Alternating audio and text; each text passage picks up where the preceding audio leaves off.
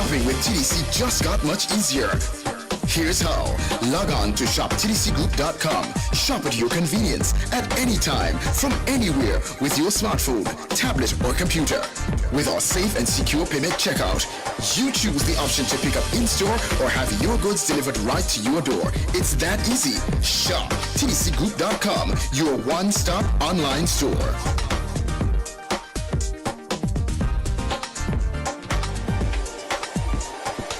Shop anywhere, shop anytime, same quality you love. Now online. Shop www.shoptdcgroup.com.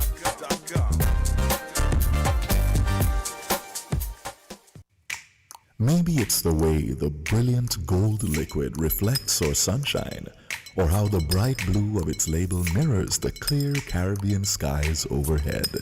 Maybe it's the fresh, crisp taste of this beastly cold beer on a scorching hot day. Maybe it's even the way it brings us all together. But one thing is for sure, Carib is very much a part of who we are wherever we're from in the Caribbean.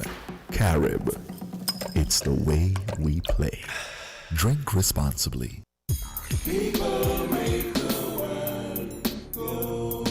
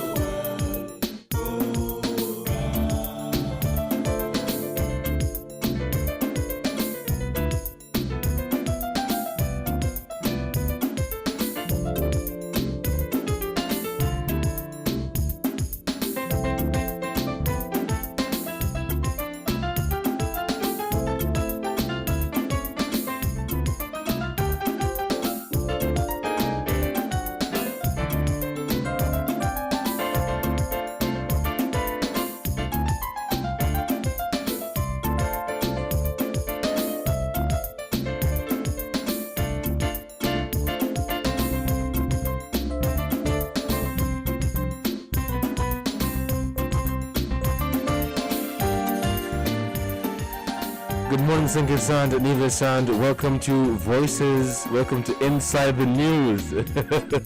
Welcome to Inside the News on 1FM 98.9. I'm your host for today, Devon Conyer. This is 11 minutes past the hour of 11, and we are going to be touching base with Dr. Joel Clark, and we'll be having a conversation with her about marine biology and the environment, specifically on the debate that was had on Monday, September 13, by the Sinkis National Youth Parliament Association, where they debated the resolution on the National Maritime Policy and Action Plan. And we're going to be having a conversation with Dr. Clark. And later on in the program, we will be joined by Mrs. Tricia King, a marine biologist, and she will give us her professional take on the debate and provide her feedback and solutions to proper fisheries management, better management of the marine resources and the marine environment. Good morning, Dr. Clark, and how are you doing today? Are you hearing me? Hi, good morning. I'm hearing you quite well. Awesome. Good morning. And thank you so much for accepting the invitation to be on Inside the News today. It is indeed a pleasure. So as I stated before, we're here to look at the debate that was had on Monday by Skinniper, where they debated the resolution on the National Maritime Policy and Action Plan, where a number of recommendations were put forward, a number of solutions, rather, were put forward by the young parliamentarians to, better manage the marine environment, the environment as a whole, fisheries, and the list goes on. And so we want to get from you, as someone who is very much interested in this field, someone who has been working in this field for some time and has a professional background in this field, we want to get your opinion on the resolution. Now, when we examined the resolution earlier, we realized that, as I said, a number of recommendations were put forward. The first one was to educate the population and preserve the marine cultural heritage of our country, including the history of fishing villages, shipwrecks, and designated marine areas. What do you recommend we do to achieve this in the easiest way? Right, Davon, thank you. Just let me start first by thanking you for inviting me, because it always makes me happy when I'm recognized for the additional hats that I wear, in particular my professional training and my work in geography. So I am so happy to be wearing this hat this morning. And also, I think it's important that I have to wish everybody who's listening now a happy Independence. It's a very long weekend for us here in St. Kitts and Nevis. And it's very important that while we are celebrating Independence 38, we are asked to adapt, to diversify, and to recreate, that Skinniper was debating something that's critically important, not just for St. Kitts, but for the Caribbean region. And many of us, we don't think of protecting the marine environment, protecting our coast, protecting coral reefs as something that has to be done to ensure that we survive. But in the context of adapting, which is a key word in terms of responding to climate change, and in the context of diversifying, which is also key in terms of asking those who have marine-based livelihoods to find alternative livelihoods, or to find value-added livelihoods in this particular sector, or even to recreate the approach with which we, fish, or in which we extract from the ocean. It's poignant that this theme here links to this maritime policy. Now, to answer your question in terms of one of the proposals, which was educate the population, preserve marine cultural heritage. Now, this forms a very broad and critical context with which to approach marine managed areas or marine protected areas. The easiest way to do this is always through stakeholder engagement and education. However, education, it's easy to say, but it's not always easy to implement, and I'll explain why. The Caribbean region, we are highly dependent on the marine and coastal environment. About 70% of the population lives along the coast. And our region's largest economic sector, tourism, is also linked to healthy marine and coral ecosystems, or coral reefs.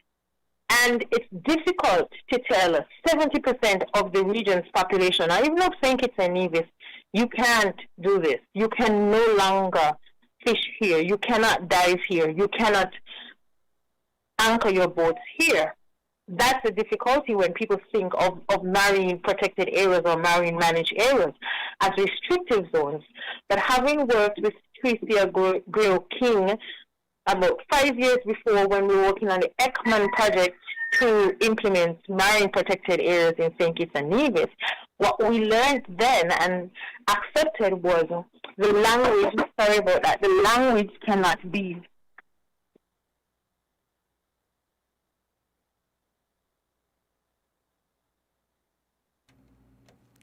Dr. Clark?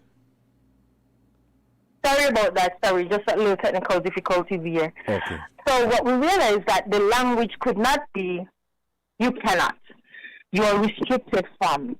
You are not allowed, but more inclusive of, let us fish here, let us reserve this area, and let us explain not just to those directly involved in marine-based livelihoods, but also to students, to stakeholders, to tourists who visit the islands, because once all the stakeholders are involved in determining how we manage our marine areas, then we will achieve the most important thing, which is acceptance of restrictions and of limitations for the greater good.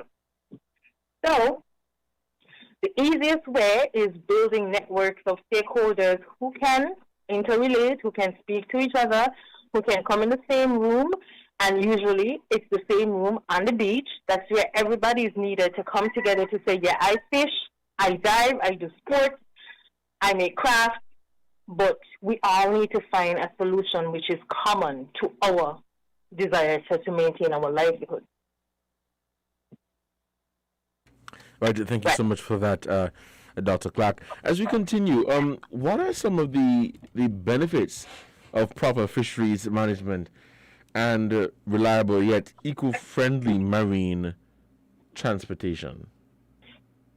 Right, and this is where we have to ensure that benefits aren't just for one group of stakeholders, right?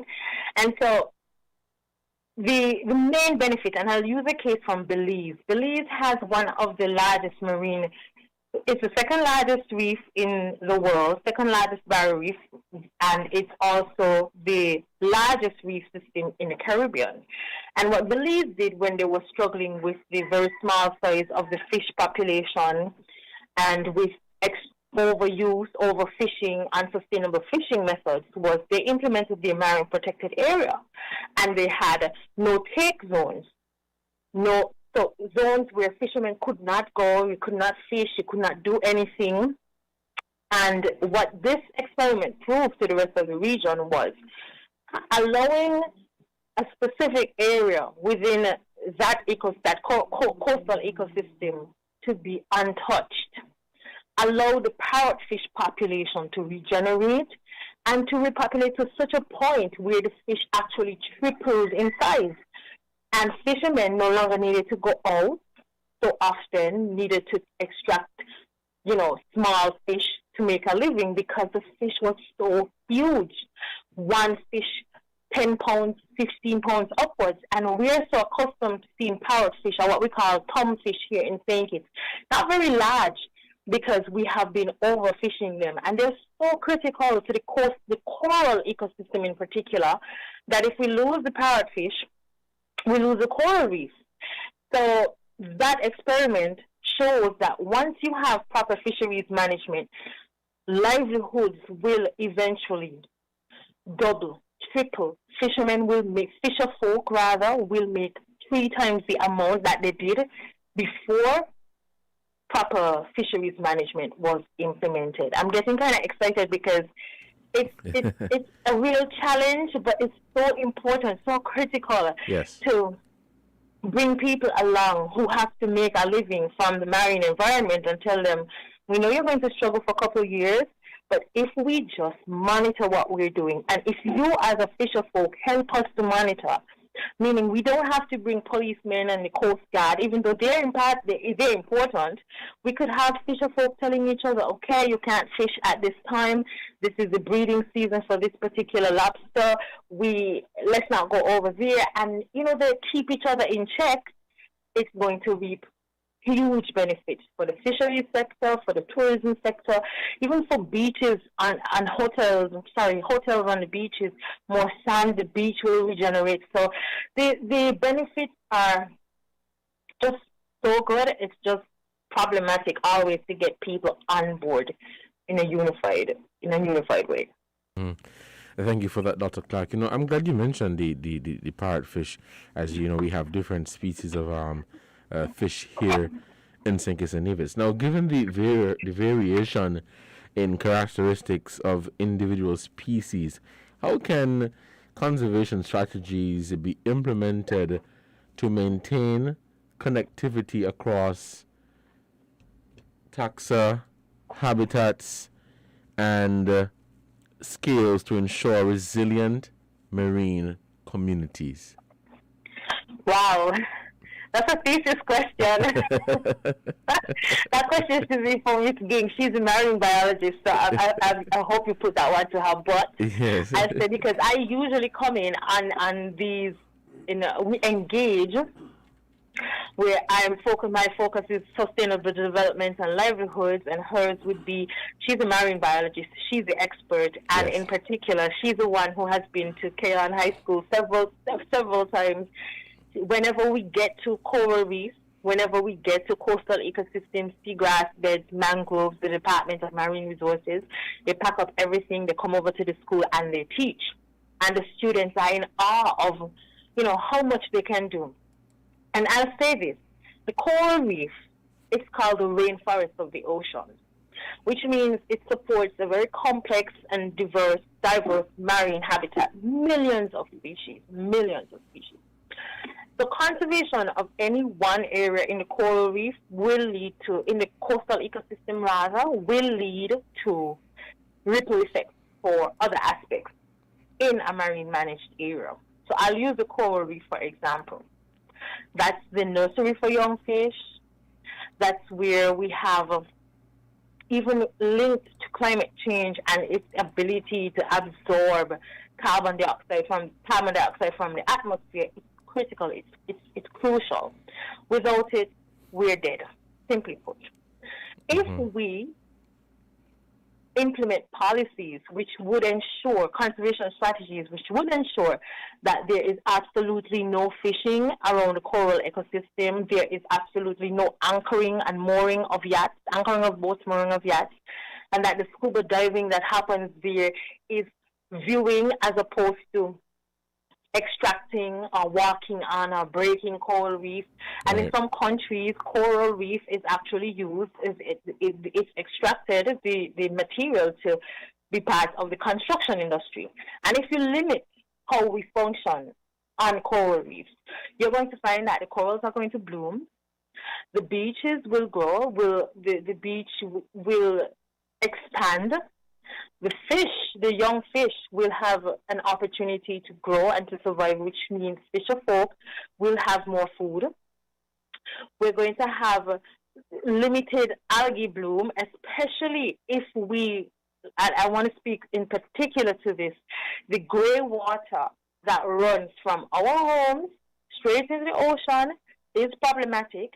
And if we solve that land-based source of pollution, then we're going to find that we don't have sewage discharge in the ocean, which leads to algae bloom, which stifles the corals and kills an entire ecosystem.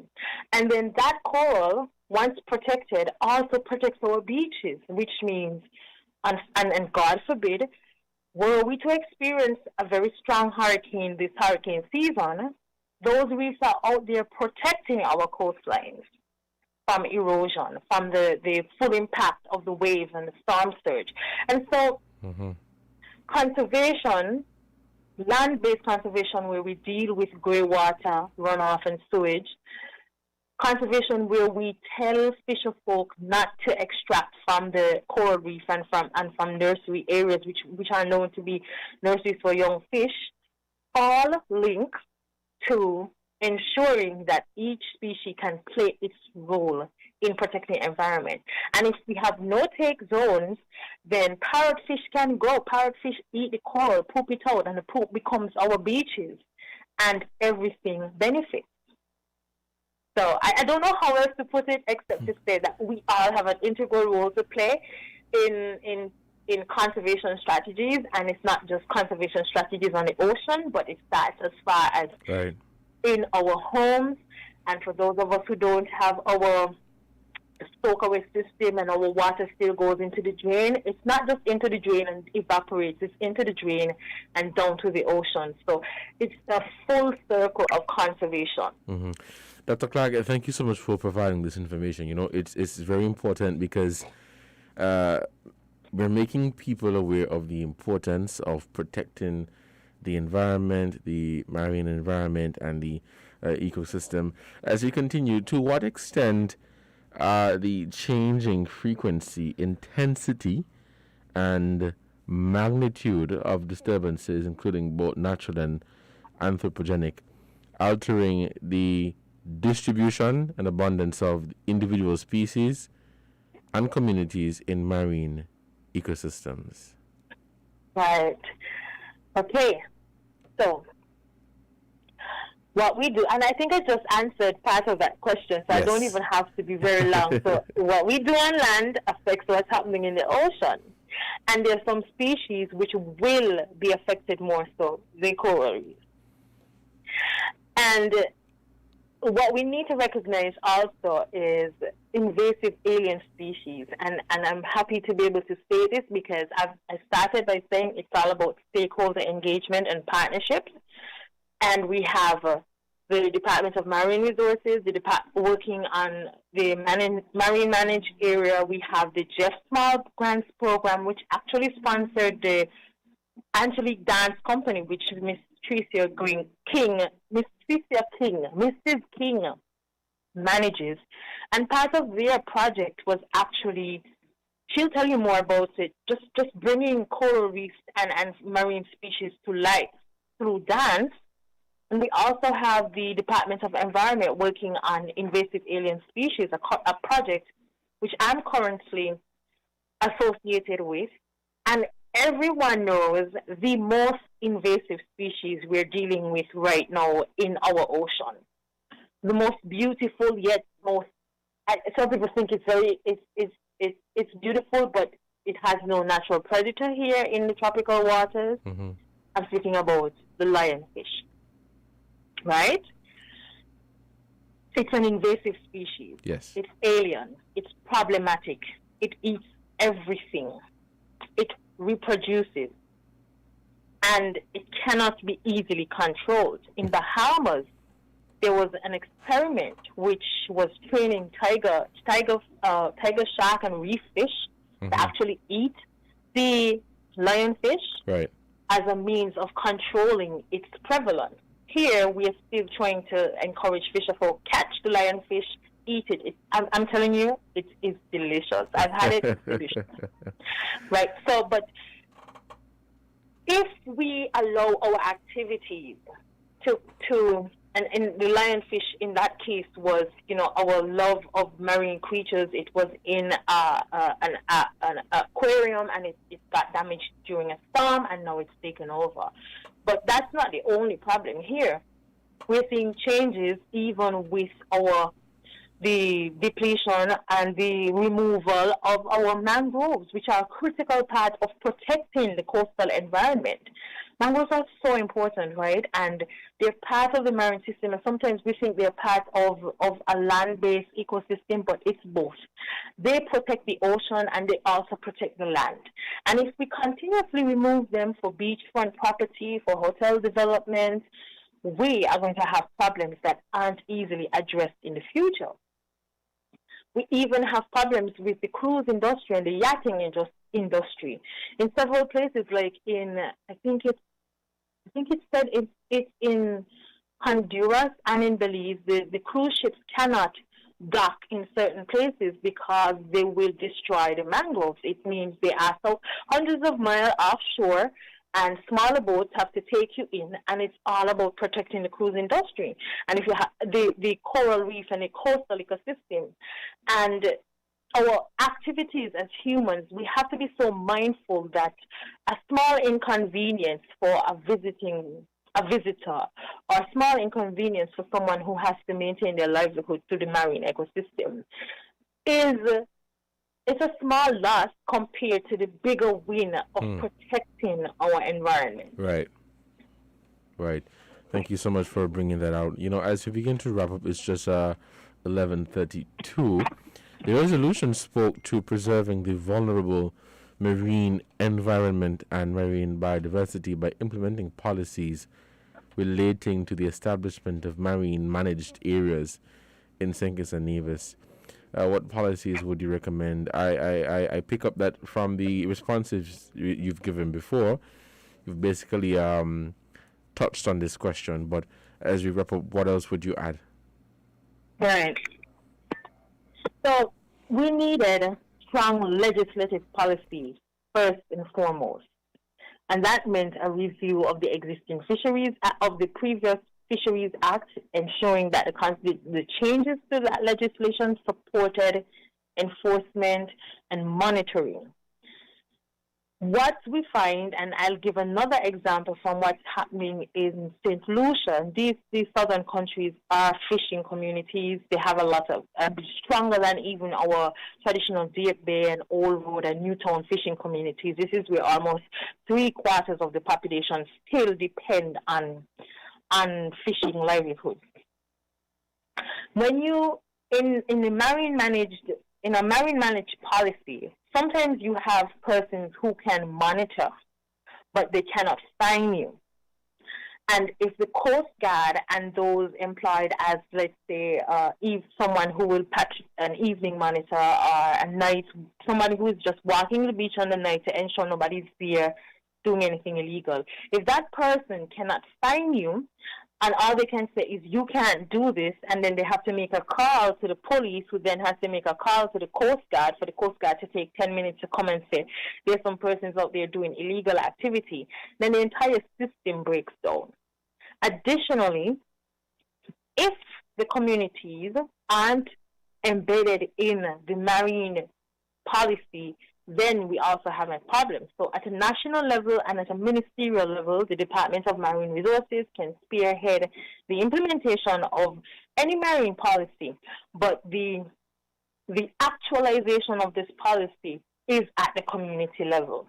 And so that is a critical part of any policy, of any legislative change that has to happen, where community groups, fisheries, cooperatives are part and parcel of the laws that are implemented and the laws that are executed and the fines that will be dished out to anyone who breaks the rules, as well as the education, the continuous ongoing education of the population. Right, thank you so much, Dr. Clark. This was a very good conversation, and it was a class for me. Much of what you said, I honestly did not know. And I'm pretty sure that the listeners, those persons listening, whether it be via the radio or social media, they too enjoyed the knowledge that you shared with us. Now, the conversation does not stop here. We're continuing. And so we're going to end with you now, Dr. Clark, and we will be touching base with Mrs. Tricia King. She's a marine biologist, and she too would give her take on the resolution that was debated on Monday, and we will pose similar questions. Dr. Clark, thank you so much for accepting the invitation to be here on Inside the News for today, and I'm hoping to have you back in the future to have conversations such as these. You have a fantastic Saturday and enjoy your holiday weekend. Thank you so much, and happy anniversary to Skanaipa. Happy 20. So thank you and congrats. Yes, you have a good one. Bye-bye. All right. That was just Dr. Joel Clark, and we were having a conversation on the National Maritime Policy and Action Plan that was debated by Skanaipa on the occasion of its 20th anniversary, which was on Monday, September 13. And a number of recommendations were put forward in that resolution by the young parliamentarians. And we thought it best to come back here on Saturday for Inside the News to continue the conversation and for professionals in the field of marine biology and the Environment to give their take on the policies and recommendations that were put forward in that resolution. We want to take this short break to say thank you to the sponsors for this program, and when we come back, we're going to join on the phone line with Mrs. Tricia King, a marine biologist. So we'll take this short break, and we're coming right back. Stay tuned to WinFM 98.9. If you need protection, you need one who you can trust. To secure your investment, you need one who'll do you just. TDC Insurance, you're the one that you can trust. TDC Insurance, you're always safe with us. TDC Insurance is your go-to insurance company for all your insurance needs. We take pride in offering you the best solutions and ensuring our customers are fully satisfied. TDC Insurance, we take good care of you, guaranteeing you peace of mind. You're always safe with us. Maybe it's the way the brilliant gold liquid reflects our sunshine, or how the bright blue of its label mirrors the clear Caribbean skies overhead. Maybe it's the fresh, crisp taste of this beastly cold beer on a scorching hot day. Maybe it's even the way it brings us all together. But one thing is for sure, Carib is very much a part of who we are wherever we're from in the Caribbean. Carib, it's the way we play. Drink responsibly. People make the world go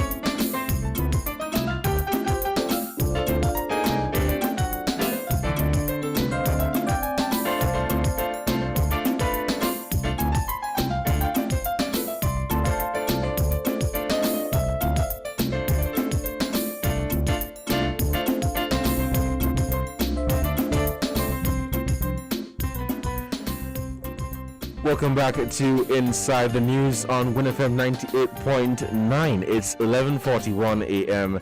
and I'm your host for today, Devon Cornelius. We're now on the phone line with Mrs. Tricia King, and she is a marine biologist. As I stated before we went for the break, we're here to discuss the National Maritime Policy and Action Plan, some of the recommendations and solutions that were put forward in that resolution that was debated on Monday by the St. Kitts National Youth Parliament Association on the occasion of their 20th anniversary. Good morning, Mrs. King. Are you hearing me clearly?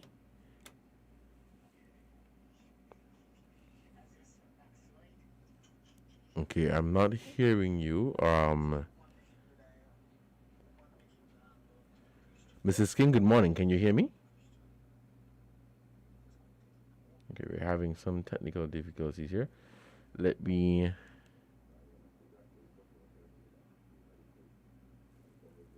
Okay, let's try that again.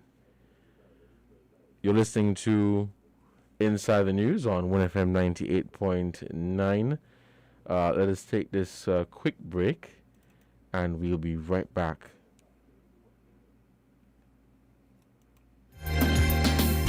People make the world go on.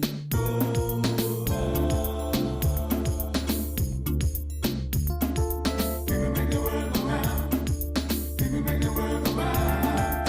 People make the world go round. Hi, Deva. People make the world go round. People make the world go round. People make the world go round. People make the world go round. People make the world. Welcome back to Inside the News on 1FM 98.9. Good morning, Mrs. King. Are you hearing me? I can hear you. Are you hearing me? Yes, I'm hearing you clearly now. Okay. Okay. Sorry about that. We had some technical difficulties here. Okay. So, good morning, Mrs. King. And again, thank you so much for accepting the invitation to be here on Inside the News. We're going to head right into the discussion as time is really against us. So, the questions that I'm posing to you are quite similar to what I posed to Dr. Clark, and it's about the National Maritime Policy and Action Plan. One of the resolutions, or one of the suggestions that were put forward in that resolution was to educate the population and preserve the marine cultural heritage of our country, including the history of fishing villages, shipwrecks, and designated marine areas. As a marine biologist, what do you recommend we do to achieve this in the easiest way? Okay, so let's test this again. Are you hearing me clearly? Yes, I'm hearing you. Are you hearing Okay, me? great. So I want to start off by saying good morning to the listening public, and just start to say congratulations, firstly, to Scanaipo on their 20 years anniversary. I would also like to say congratulations to St. Kitts and Nevis. We are about to celebrate our 30th independence, and so it's a very amazing time right now. And this resolution is really timely because we are on the cusp of really exploring our blue economy, and so having the legislation, having regulations in place really helps us to take full advantage of our marine resources. So based on your question, I actually want to, so yes, I'm a marine biologist, but I'm also a couple other things. So I am the director for the Angelique Dance Company, and we submitted a grant to the UNDP Jeff Small Grant Proposal, and the name of the grant is Sea Life CSKN, and it's actually like C. The first C is spelled SEE because it's a visual campaign about the marine environment, and it's focused on our waters in St. Kitts and Nevis. Okay, so when you ask the easiest way to achieve this, the grant literally, the sections for the grant were separated in, number one, the MAC. The MAC is a Marine Awareness Consortium. So, yes, like Dr. Jayel was referring to, we went to Kayan High School. We actually did 25 schools between St. Kitts and Nevis, covering primary, secondary, and tertiary levels. And we spoke about the marine environment, but it wasn't just like a slide with a bunch of words and all of that. What we did, for example, the ABCs of the Caribbean Sea. So we used the alphabet as the mechanism to teach about different species in our waters. We didn't go and talk about Nemo because Nemo is from the Pacific Ocean. We went and spoke about things that if the students were able to go in the water and snorkel around, they would see, right? And I think that's important for us to really promote what we have in the Caribbean, in St. Kitts and Nevis, versus other things, because we need to be able to appreciate what we have. One of the purposes behind going into the schools is because we know that there's a culture of fear with the ocean. And granted, I'm not trying to dumb it down in any way, because I understand sometimes some experiences have been very traumatic for persons with the marine environment. Right. Sometimes like an Easter weekend, and maybe they lost a family member or community member.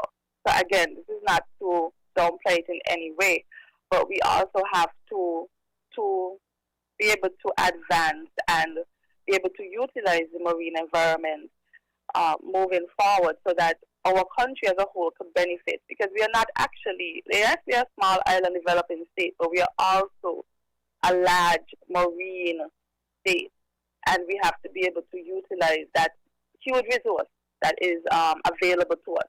And that's one of the terms that the sanitarians use, Yes. that I advise them to use on Monday. And they did such an excellent job. Wait, that is how I should have started. They did such an amazing job, really integrating a lot of the correct terminology and expressing the views, representing what should be done. It was a really really good session. I'm so glad I was able to attend and help out. It was really good, and I really felt good about it, because I remember when before I studied marine biology, I used to work in Valiant Pharmacy, and persons would come and try to encourage me, to go into pharmacology, and I would be like, no, I think I'll do marine biology, and they're like, really, where you would work? And I thought that was the weirdest question, and so I used to mainly answer with some variation of, can you go outside and see the marine environment? Can you see the ocean?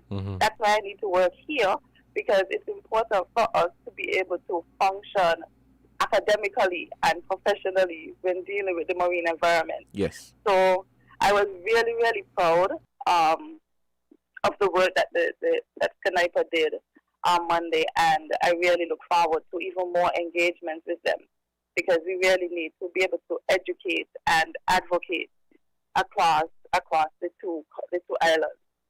Okay, so let me go back to just kind of touching on some of the things that we did. Dr. Dyer spoke about using dance as a mechanism, because again, it was a dance group that applied for the grant. So we definitely used dance as a way to increase awareness about the marine environment. We have a lionfish dance, and we try to focus the performances in communities, especially fisher communities. So separate from, like from a technical standpoint, somebody from the Department of Marine Resources come in and talking to them. Then you also have, like, in a very non-traditional way, to create awareness using dance and telling the story about, the lionfish coming, being introduced to our ecosystem, and the fact that they don't have natural predators. The way they feed, they're just indiscriminate feeders. So juvenile, everything, once it can fit in their mouth, they would eat. And the only natural, well, the promoted natural predator would have been humans. Dr. Dial also spoke about different ways in which the lionfish is actually encouraged to, I think in Bahamas, she said, where it's actually encouraged to, there are other species, like encouraged to feed. And we do that here as well. So there are several dive shops that go out and they encourage, like reef sharks. They would spear, so there's a special device called a Hawaiian sling. And it's a spear, but it's a modified spear gun that's used to specifically target lionfish. So they target the lionfish, and then they would feed them to reef sharks, and where we have very large groupers, we'll try to feed it to groupers. The thing about that it's encouraged because now they have adapted, But initially, when some research was being done, sometimes the shark would get like a little sick. So you would see the difference in their behavior patterns, demonstrating that they would get a little sick because the spines of the lionfish are venomous. Venomous, not poisonous. So venom means that if you remove the site, then you can still eat it. If the fish was poisonous, then we couldn't eat it as humans. So the spines are actually the parts that are venomous. So fishers just simply remove the spines and then we're able to eat the meat. And I have to agree with Joel. It's very tasty. And I actually do like a curry coconut milk starter dish whenever I do lionfish. I think that's how it tastes best. Man, I think I'm missing out here. Yes, yes. You have to try it. And we encourage. There was a livelihood support project where one of the outcomes was a local fisherman, Damien Jacobs. His focus was on culling lionfish. Culling means decreasing an animal population by targeting it.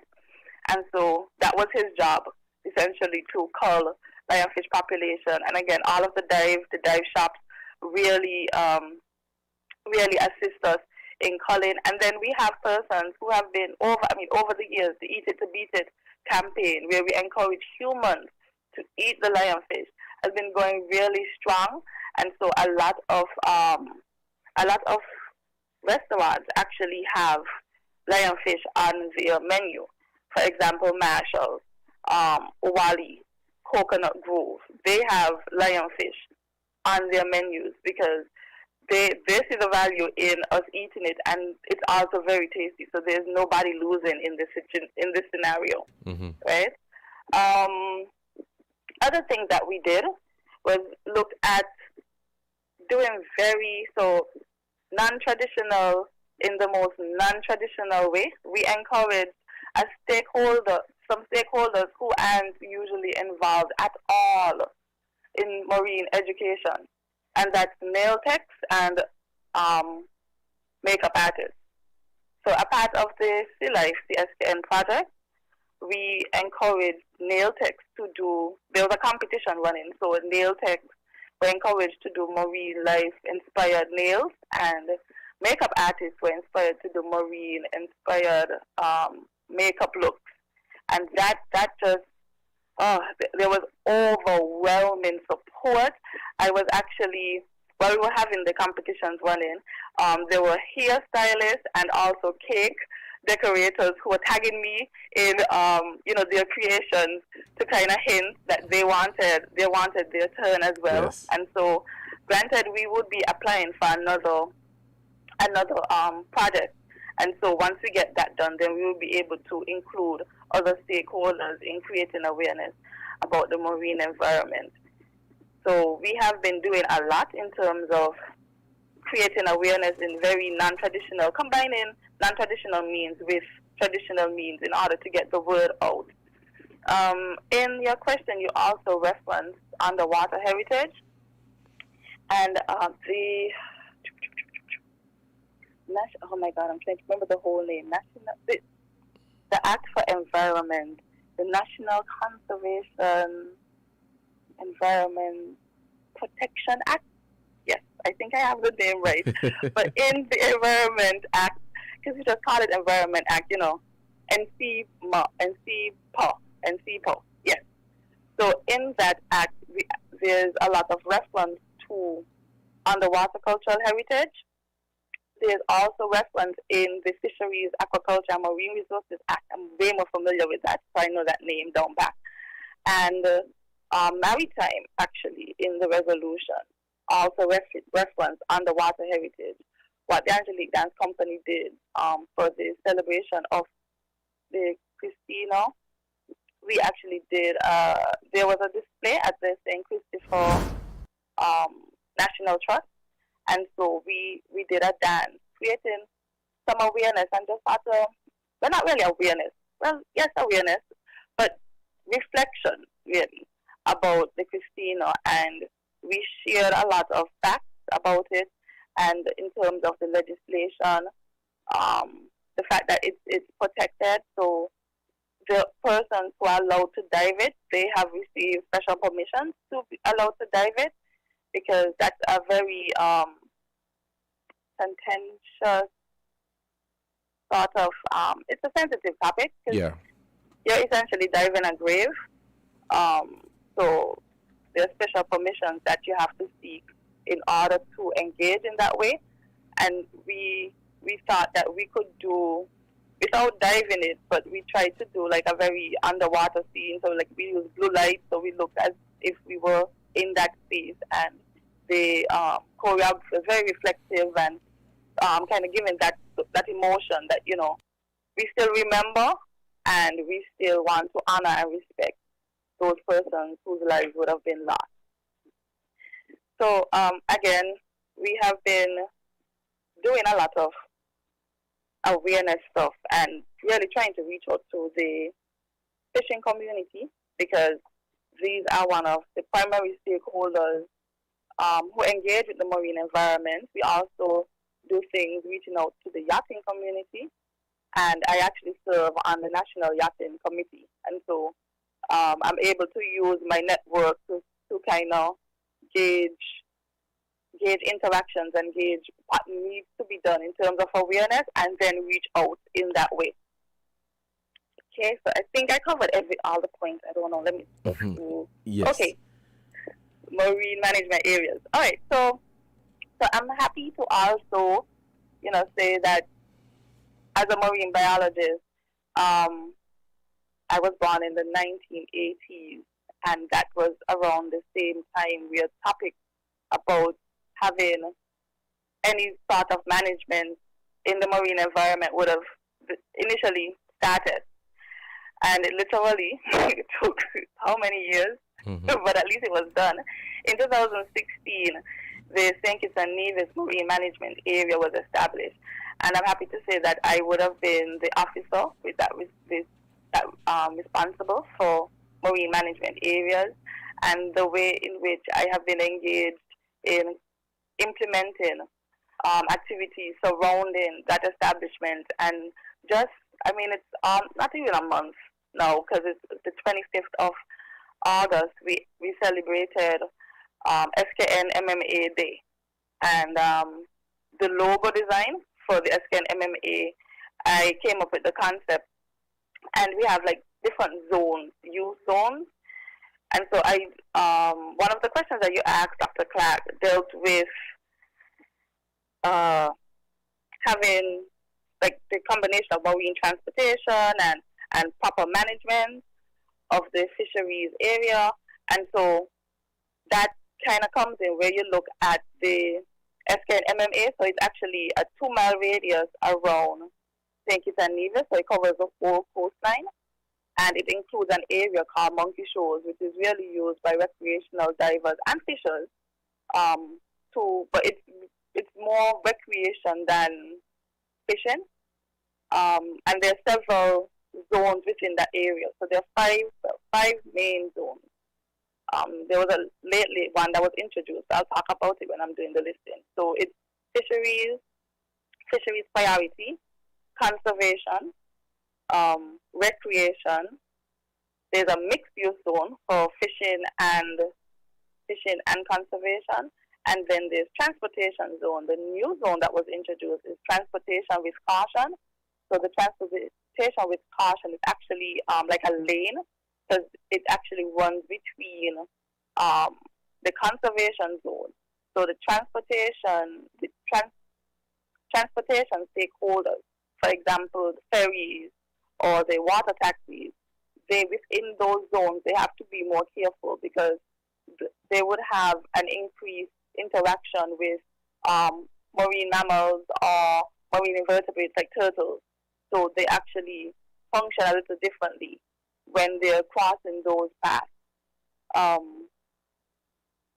So that is regarding the marine designated areas. Right. So we actually have an MMA in St. Kitts and Nevis. Right. We are actually out of time, but I want to put this question in quickly. To what extent are the changing frequency, intensity, and magnitude of disturbance, including both natural and anthropogenic, altering the distribution and abundance of individual species and communities in marine ecosystems? Okay, so when it comes to Dr. Clark actually touched on some of, so I'll just extend some of Yes. what she said. Land-based sources of pollution is one of the things. So the anthropogenic, your big word. I usually call that big word, so that's good that you did it this time. It means human for everybody else listening. So the anthropogenic impact that's the one that we actually contribute to.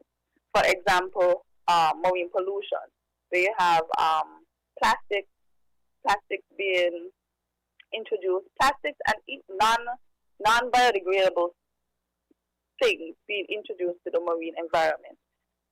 Plastics are one of the key ones that we focus on because they take so long to break down in the marine environment.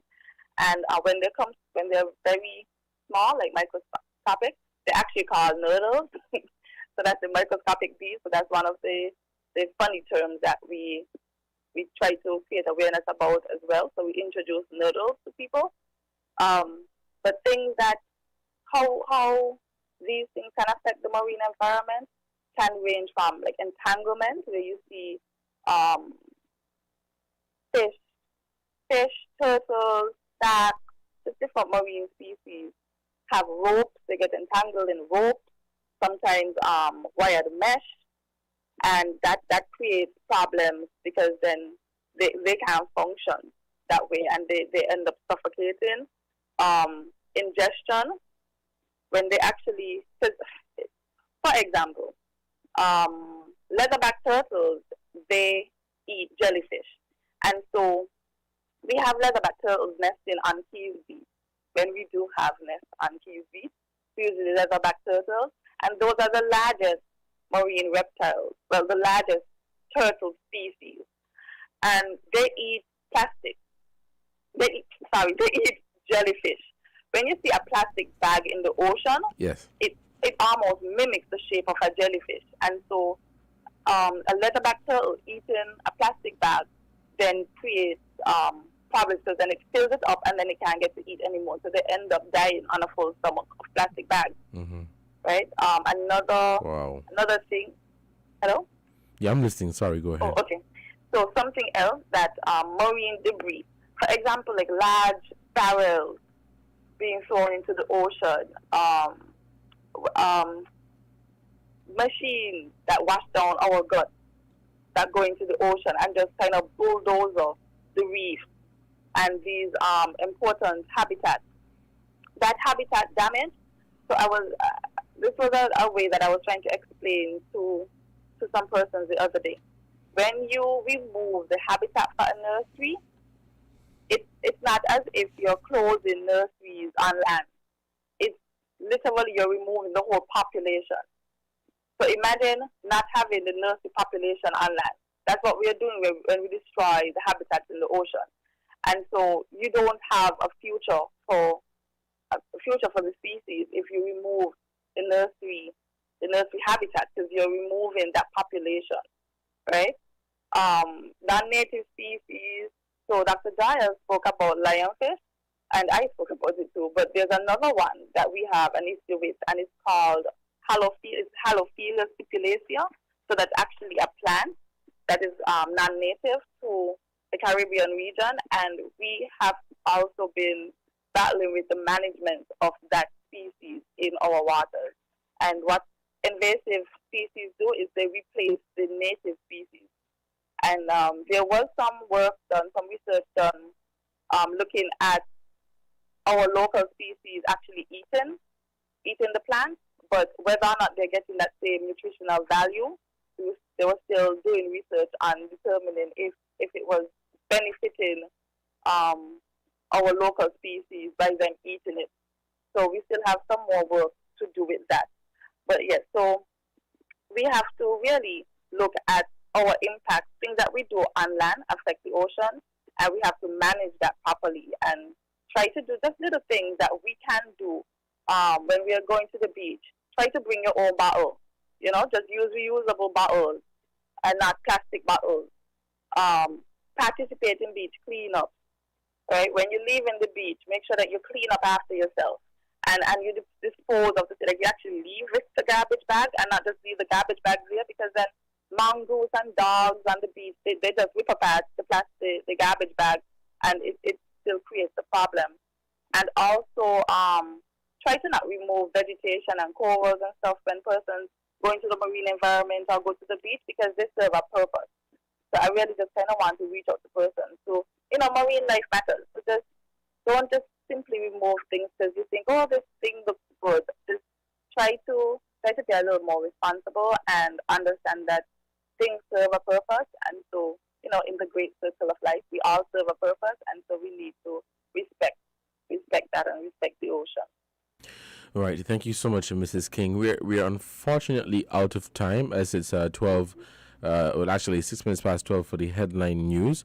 So we're going to have to end this conversation with you, and I'm hoping that we can continue at a later date, as there is so much more to share with the listening audience. So let me use this opportunity to thank you for accepting the invitation, and I wish you the very best. I wish that you have a peaceful holiday weekend, and you take care. All right. Okay, bye. Okay, you have a good one. That was just Mrs. Tricia King. She is a marine biologist, and she was giving her take on the resolution, providing her professional feedback on the resolution of the National Maritime Policy and Action Plan that was debated by the St. Kitts National Youth Parliament Association. We're going to take this break now for the headline news, and Inside the News will continue thereafter. Let's take this break. We'll be right back.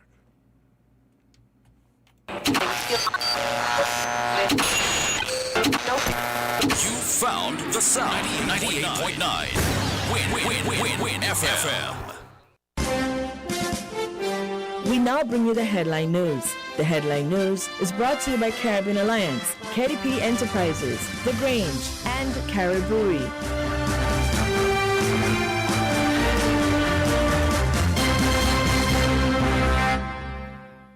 We are faced with tough decisions every day, but choosing the right home or motor insurance shouldn't be one. You need fast claim settlement from a company that's been rooted for over 31 years. And don't forget the A Excellent rating by AM Best. Make the intelligent choice. Caribbean Alliance Insurance. Reliable insurance that you can count on. Get a quote today for your home, motor, contents, and liability insurance needs, and make the intelligent choice. Caribbean Alliance. Tomorrow secured. Local agents, Dalil Walwyn & Co. Limited. Telephone 465-2631 or 469-5303 for the Nevis office. Shipping your cargo shouldn't be a hassle. It can be as easy as a single call to Amerijet International, your worldwide cargo transportation solution. We provide all the services you need to ship your goods anywhere in the world, whether your shipment is fresh, frozen, large or small, alive or hazardous. You can count on Amerijet to deliver it safe and sound. Amerijet International. By land, sea or air, we get it there. For more information, visit us online at www.amerijet.com or call us at KDP Enterprises at 466-9595. Maybe it's the way the brilliant gold liquid reflects our sunshine, or how the bright blue of its label mirrors the clear Caribbean skies overhead. Maybe it's the fresh, crisp taste of this beastly cold beer on a scorching hot day. Maybe it's even the way it brings us all together. But one thing is for sure, Carib is very much a part of who we are wherever we're from in the Caribbean. Carib. It's the way we play. Drink responsibly. Did you know that the Grange Healthcare Facility is the first purpose-built non-governmental healthcare organization on St. Kitts. It's situated at Otley's, 7 miles east of Basseterre in beautifully landscaped surroundings. The Grange has a team of highly trained professionals and provides care that's rated as being comparable with UK and North American standards. The Grange offers varied accommodations to suit your individual needs, and our all-inclusive packages make the cost of care per hour the most competitive on the island. Services include convalescent care for all ages, daycare facilities for older adults, rehabilitation services, and training and continuing education for healthcare providers. For more information, call 466-5525 or 465-8020. Fax 466-8221 or email thegrangehealth@gmail.com or visit our website at www.grangehealthcarefacility.com.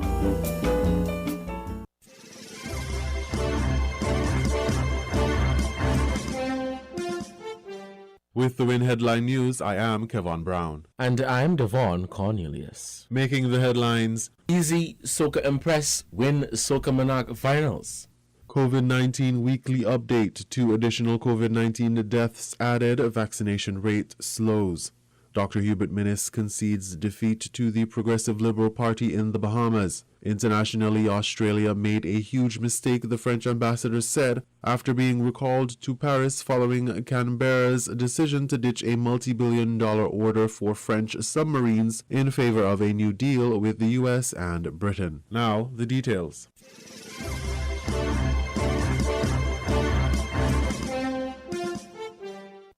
It was a Soca Fest in Nevis on Friday following the staging of the Nevis Culturama Festival Soca Monarch Finals, sponsored by the St. Kitts Nevis Anguilla National Bank Limited. Held virtually with thousands viewing from home and abroad, Soca Empress delivered a thrilling performance, putting her to secure the groovy Soca Monarch title with 374 points.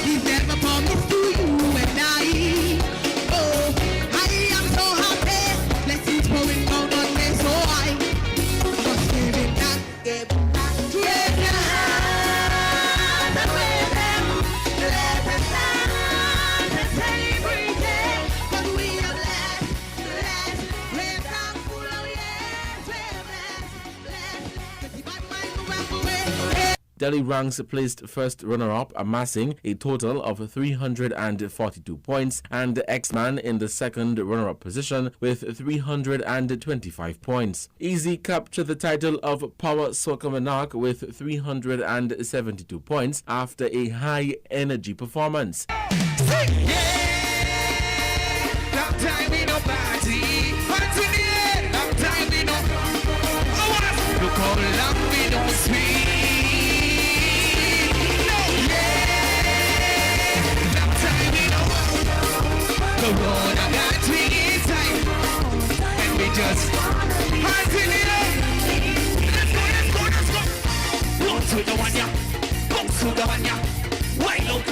Everybody, just rocking on the middle. And if you want sweet like talking on the middle, everybody just rocking on the middle. X-Man secured the first runner-up spot with a total of 322 points, and Speedy in the second runner-up position with 321 points. The Nevis Culturama Festival stage virtually this year concludes on Saturday, September 18th, with the Senior Kaiso Finals to be streamed at 8 p.m. on the Facebook page and YouTube channel of the Nevis Culturama Festival.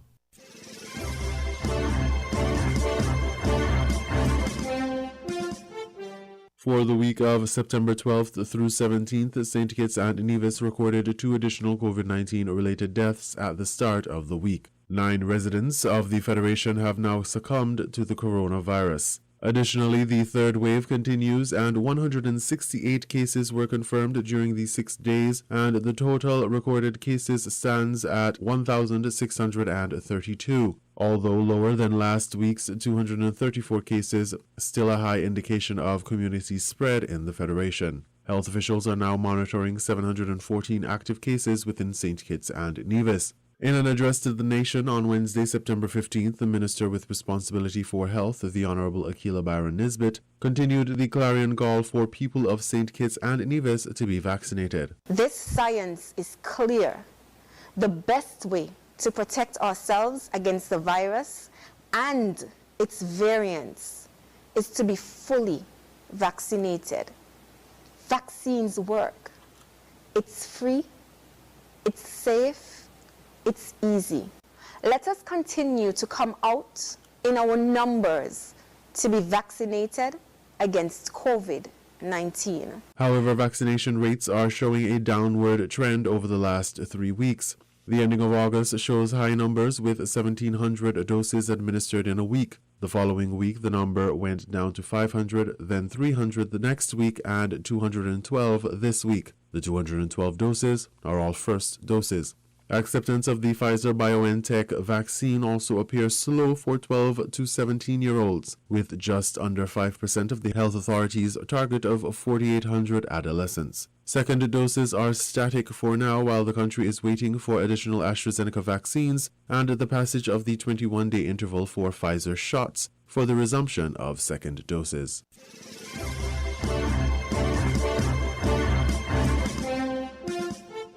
In regional news, Dr. Hubert Minnis concedes defeat to the Progressive Liberal Party in the Bahamas. Eyewitness News has more. Prime Minister Dr. Hubert Minnis now leads in opposition. He conceded to the new Prime Minister, the Most Honorable Philip Davis, late last evening after losing at the polls in a landslide victory by the Progressive Liberal Party. Theo Seeley has the details in this report tonight. At around 2 p.m. on Election Day, the then Prime Minister Dr. Hubert Minnis was in pretty good spirits as he headed to cast his vote. Afternoon, Dr. Minnis. How are you feeling headed into the polls today? I feel excellent. And shortly after casting his ballot, he told the press corps that he was sure the Free National Movement would return for a second term in office. I have no doubt that we will win. I have no doubt about that. 7 hours later, Dr. Minnis telephoned incoming Prime Minister, leader of the Progressive Liberal Party, Philip Davis, to concede defeat. That call was followed by a statement issued to media shortly after 9 p.m. In that statement, Dr. Minnis thanked Bahamians for their support and congratulated his 6 F&M colleagues who were successful at the polls. He expressed thanks to his constituents in Killarney for voting him in for a 4th consecutive term as their Member of Parliament. He confirmed that he will lead the F&M as party leader in the lower chamber and extended congratulations to the new government on its journey ahead. Dr. Minnis became the 4th Prime Minister of the Bahamas in May 2017. It was expected that the F&M government would wait until May 2022 to host the general election. But in August, the Prime Minister announced a snap election set for September 16th. After losing at the polls yesterday, Dr. Minnis, leader of the official opposition, will now have the task of holding the new governing PLP's feet to the fire on the opposition side of the lower chamber when Parliament resumes. Theo Seeley, Eyewitness News.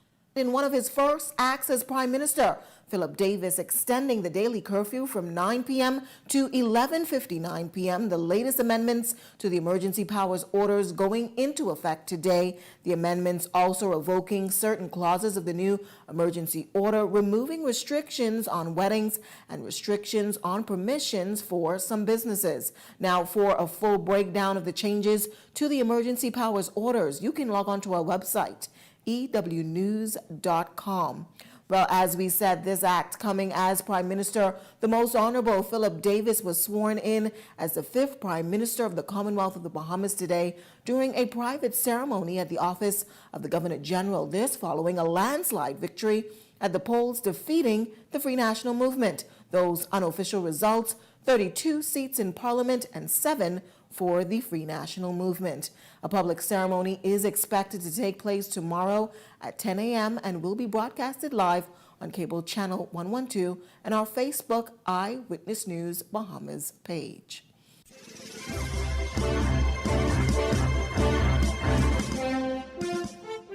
We now bring you these international reports. French envoy Jean-Pierre Thébault left Canberra on Saturday after Paris recalled its ambassadors to the United States and Australia. I think this has been a huge mistake. The diplomatic row erupted on Thursday. That was when Australia said it would scrap a $40 billion deal signed in 2016 for France's naval group to build a fleet of conventional submarines. Instead, Australia said it would build at least 8 nuclear-powered submarines with US and British technology, after striking a trilateral security partnership. France called that a stab in the back. Thébault said there had been very, very bad handling of the partnership. Real Aussies, people who understand what means to be mates, what means to look at each other's back, is for me the most important. So I'm looking forward first to be back, because it will be a good sign that something can be done. In a statement, France's foreign minister said the ambassadors had been recalled due to the exceptional gravity of the situation. Australia said it regretted the recall of the French ambassador, that it valued the relationship with France and would keep engaging with Paris on other issues.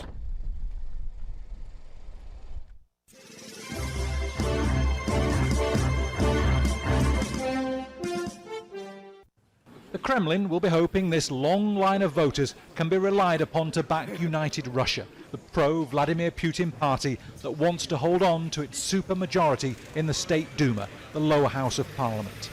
They face an hours-long wait on a cold Moscow morning. They could vote at any time in the next 3 days. The Election Commission says they're military personnel coming off a night shift. A Russian independent election monitoring group, Golot, pointed out the lack of people in uniform. The thing is that more and more Russian citizens don't believe in the legitimacy of these elections. It's just for show. Nobody actually believed in free elections in the Soviet Union, excepted for the communists to get 99% of the vote. Putin wants to create the same status quo, that United Russia will always have a supermajority and people will make peace with that.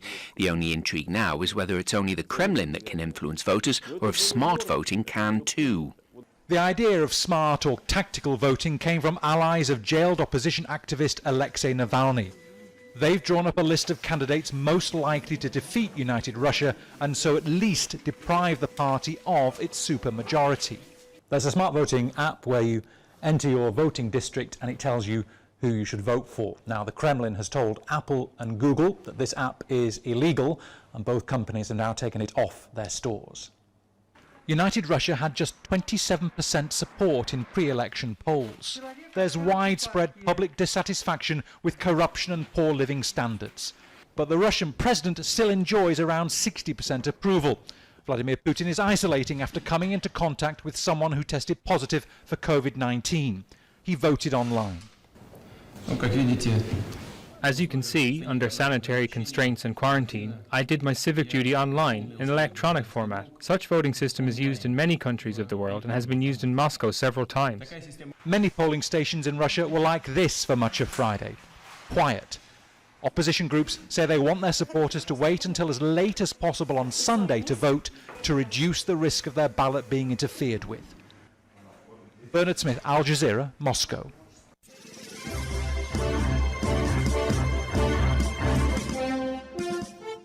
You were listening to the Win FM headline news on 98.9. Our top stories were: Easy Soca Impress win Soca Monarch finals. COVID-19 weekly update. 2 additional COVID-19 deaths added. Vaccination rate slows. Dr. Hubert Minnis concedes defeat to the Progressive Liberal Party in the Bahamas. Internationally, Australia made a huge mistake, the French ambassador said, after being recalled to Paris following Canberra's decision to ditch a multi-billion-dollar order for French submarines in favor of a new deal with the US and Britain. Thank you for listening.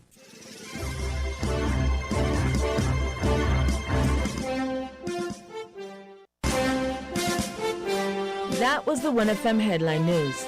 The Headline News was brought to you by Caribbean Alliance, KDP Enterprises, The Grange, and Caribou.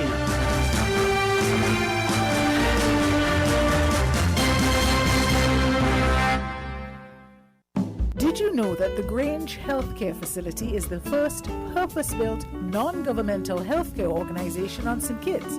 It's situated at Otley's, 7 miles east of Basseterre in beautifully landscaped surroundings. The Grange has a team of highly trained professionals and provides care that's rated as being comparable with UK and North American standards. The Grange offers varied accommodations to suit your individual needs, and our all-inclusive packages make the cost of care per hour the most competitive on the island. Services include convalescent care for all ages, daycare facilities for older adults, rehabilitation services, and training and continuing education for healthcare providers. For more information, call 466-5525 or 465-8020. Fax 466-8221 or email thegrangehealth@gmail.com or visit our website at www.grangehealthcarefacility.com. With over a century of perfection behind the Mackeson name, a smooth blend with perfect balance and richness, it's no wonder Mackeson Triple Stout has a legacy of perfection. Enjoyed the world over. Introducing our new look with the same great taste. Mackeson. All hail the king. Please drink responsibly.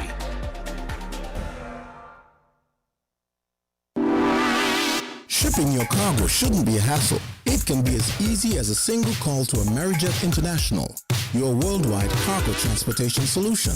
We provide all the services you need to ship your goods anywhere in the world, whether your shipment is fresh, frozen, large or small, alive or hazardous. You can count on Amerijet to deliver it safe and sound. Amerijet International, by land, sea or air, we get it there. For more information, visit us online at www.amerijet.com or call us at KDP Enterprises at 466-9595. We are faced with tough decisions every day, but choosing the right home or motor insurance shouldn't be one. You need fast claim settlement from a company that's been rooted for over 31 years. And don't forget the A Excellent rating by AM Best. Make the intelligent choice. Caribbean Alliance Insurance. Reliable insurance that you can count on. Get a quote today for your home, motor, contents, and liability insurance needs, and make the intelligent choice. Caribbean Alliance. Tomorrow secured. Local agents, Dalil Walwyn & Co. Limited. Telephone 465-2631 or 469-5303 for the Nevis office. WINN is 98.9. 98.9 is Win FM. People make the world go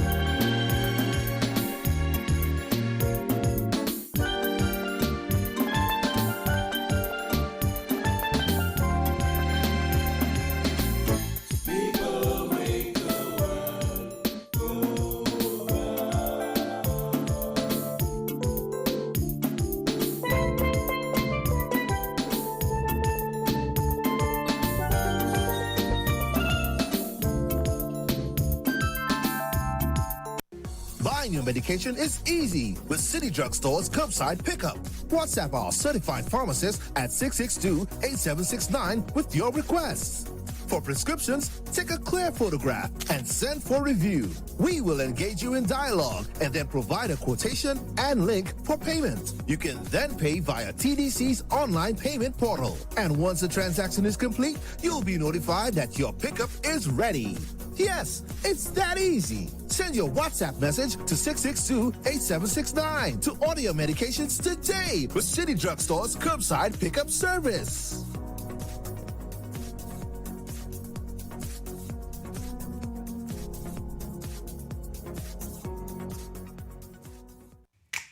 Maybe it's the way the brilliant gold liquid reflects our sunshine, or how the bright blue of its label mirrors the clear Caribbean skies overhead. Maybe it's the fresh, crisp taste of this beastly cold beer on a scorching hot day. Maybe it's even the way it brings us all together. But one thing is for sure, Carib is very much a part of who we are wherever we're from in the Caribbean. Carib, it's the way we play. Drink responsibly. People make the world go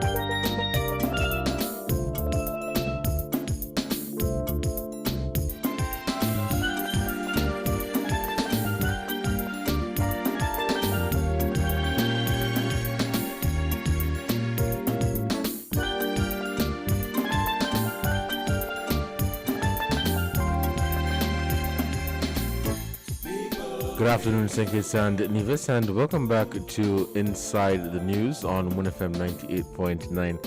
It is 12:33 p.m. in our studios here. Thank you guys so much for tuning in. Those of you who have tuned via the social media, our website at www.winmediaskn.com, and those of you, of course, listening via our radio channel, thank you so much for tuning in. I'm your host for today, Devon Cornelius. It's a beautiful Saturday afternoon. Tomorrow, Sunday, September 19th, 2021, we are celebrating 38 years of independence. And we have indeed come this far by faith. We have come this far through hard work, determination, and the work of illustrious men and women who have done and put in place things so that we can reap the benefits today. And we just want to say thank you to all those people that played a very significant role in the social and economic development of the Federation of St. Kitts and Nevis. Many have passed, some are still alive. They know who they are. People who went above and beyond and did what they had to do to ensure that we have a good and meaningful life here in St. Kitts and Nevis. And so I just want to, on behalf of all of us here at 1FM, congratulate St. Kitts and Nevis on achieving 38 years of independence. We are doing well as a nation. Of course, things can be better, but we are better off than many. And we have done well.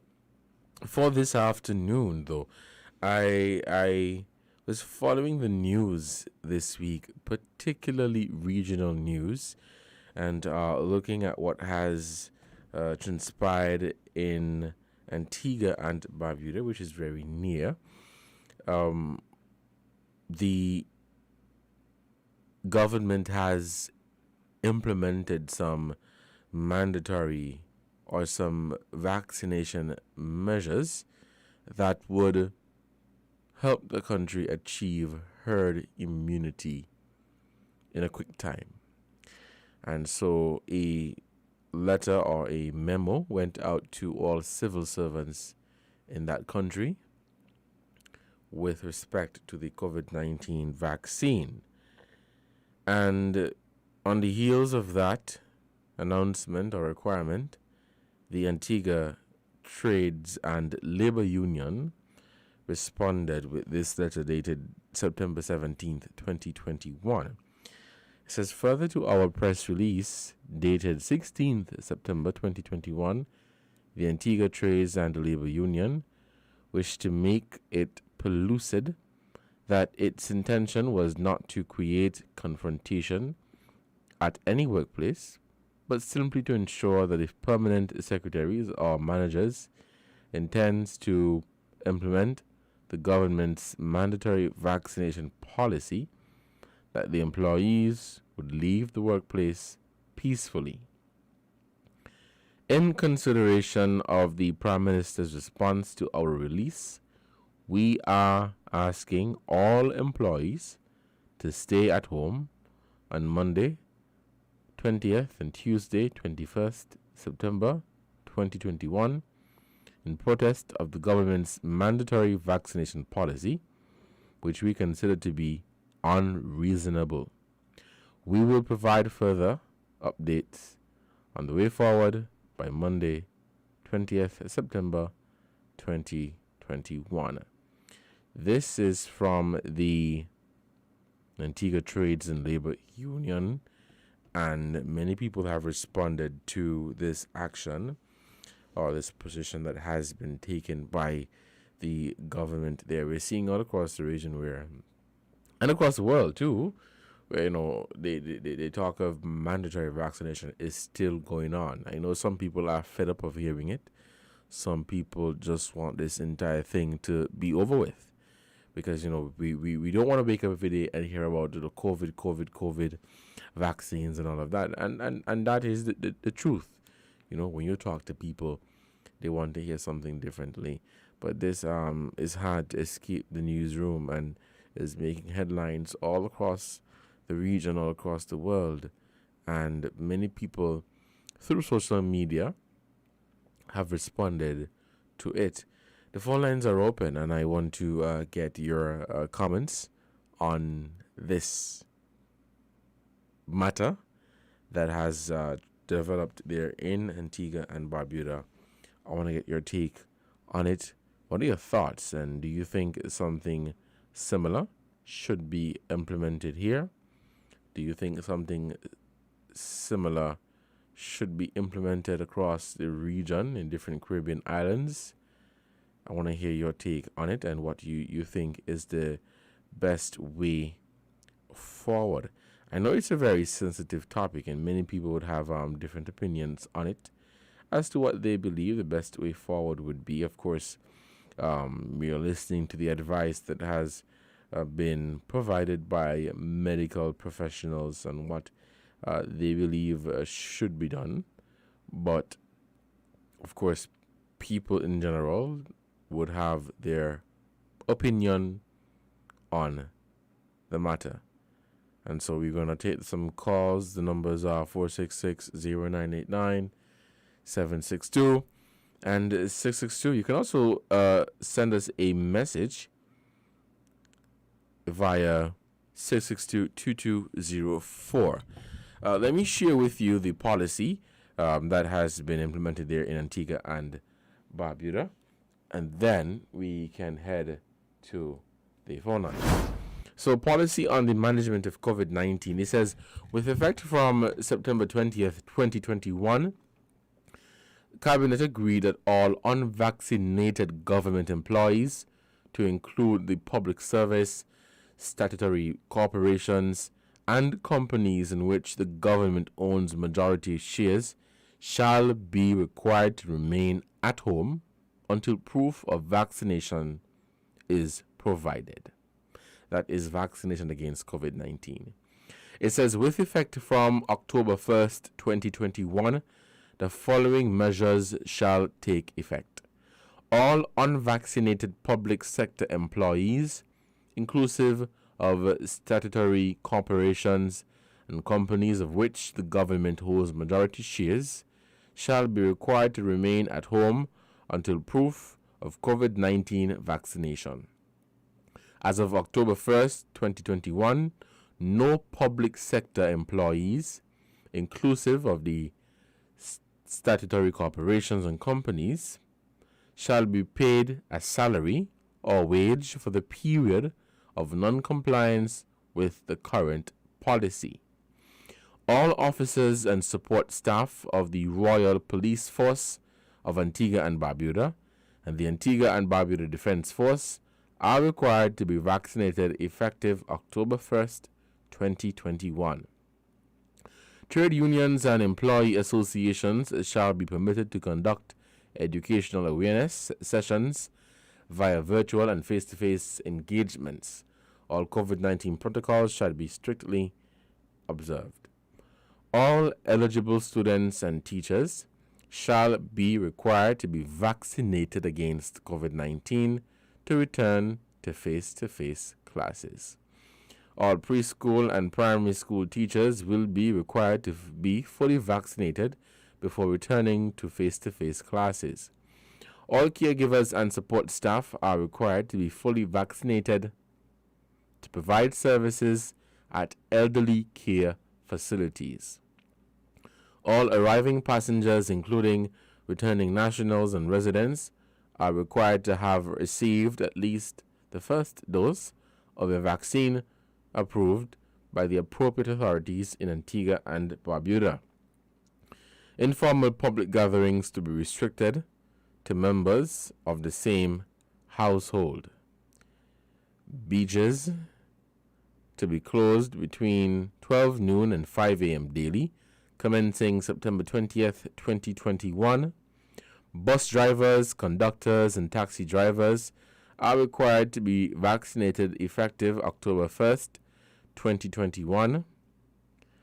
Failure to comply with the current policy will result in restrictions to operate. All pleasure, craft, fetes, parties, and entertainment events and excursions around the coast waters and offshore islands are suspended with effect from September 18th until September 29th. Thereafter, only authorized excursion will be permitted by the appropriate authority. These are some of the measures and policies that have been implemented by the Antigua and Barbuda government.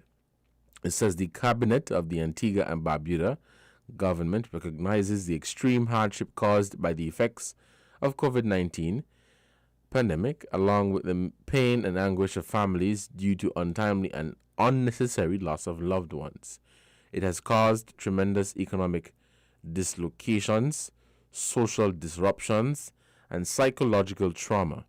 The government acknowledges the enormous commitment and sacrifices made by the nation's healthcare professionals, and by extension, all workers who lock arms daily in a colossal effort and determination to defeat the COVID-19 virus and help to restore this country to some form of normalcy. It says COVID-19 represents an existential threat, and the government calls for the entire nation, private and public sector, and civil society to lend support in this endeavor by adopting and promoting policies to arrest the effects of the virus. This is the position that has been taken by the Antigua and Barbuda government, and it is causing some uproar across the region, where many people have expressed their dissatisfaction with that policy. I want to get your take on it, and what you think about it. What do you think? If you think that something like this should be or would be implemented here in St. Kitts and Nevis, and what do you think the response from the people might be? We're going to take a short break to say thank you to the sponsors for this program, and when we come back, we're going to continue this conversation. It's 12:45. We'll take this short break, and we will be right back. Different. We're 98.9. 98.9. Win FM. People make the world go on. If you need insurance, our service is the best. Our motor insurance can give you more for less. Property insurance can save you a lot of stress. At TDC Insurance Company Limited, we care about your investment. Guarantee you peace of mind. The best team in the business. Guarantee you peace of mind. No other company will.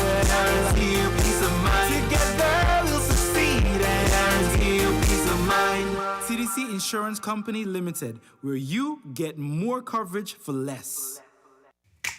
Maybe it's the way the brilliant gold liquid reflects our sunshine, or how the bright blue of its label mirrors the clear Caribbean skies overhead.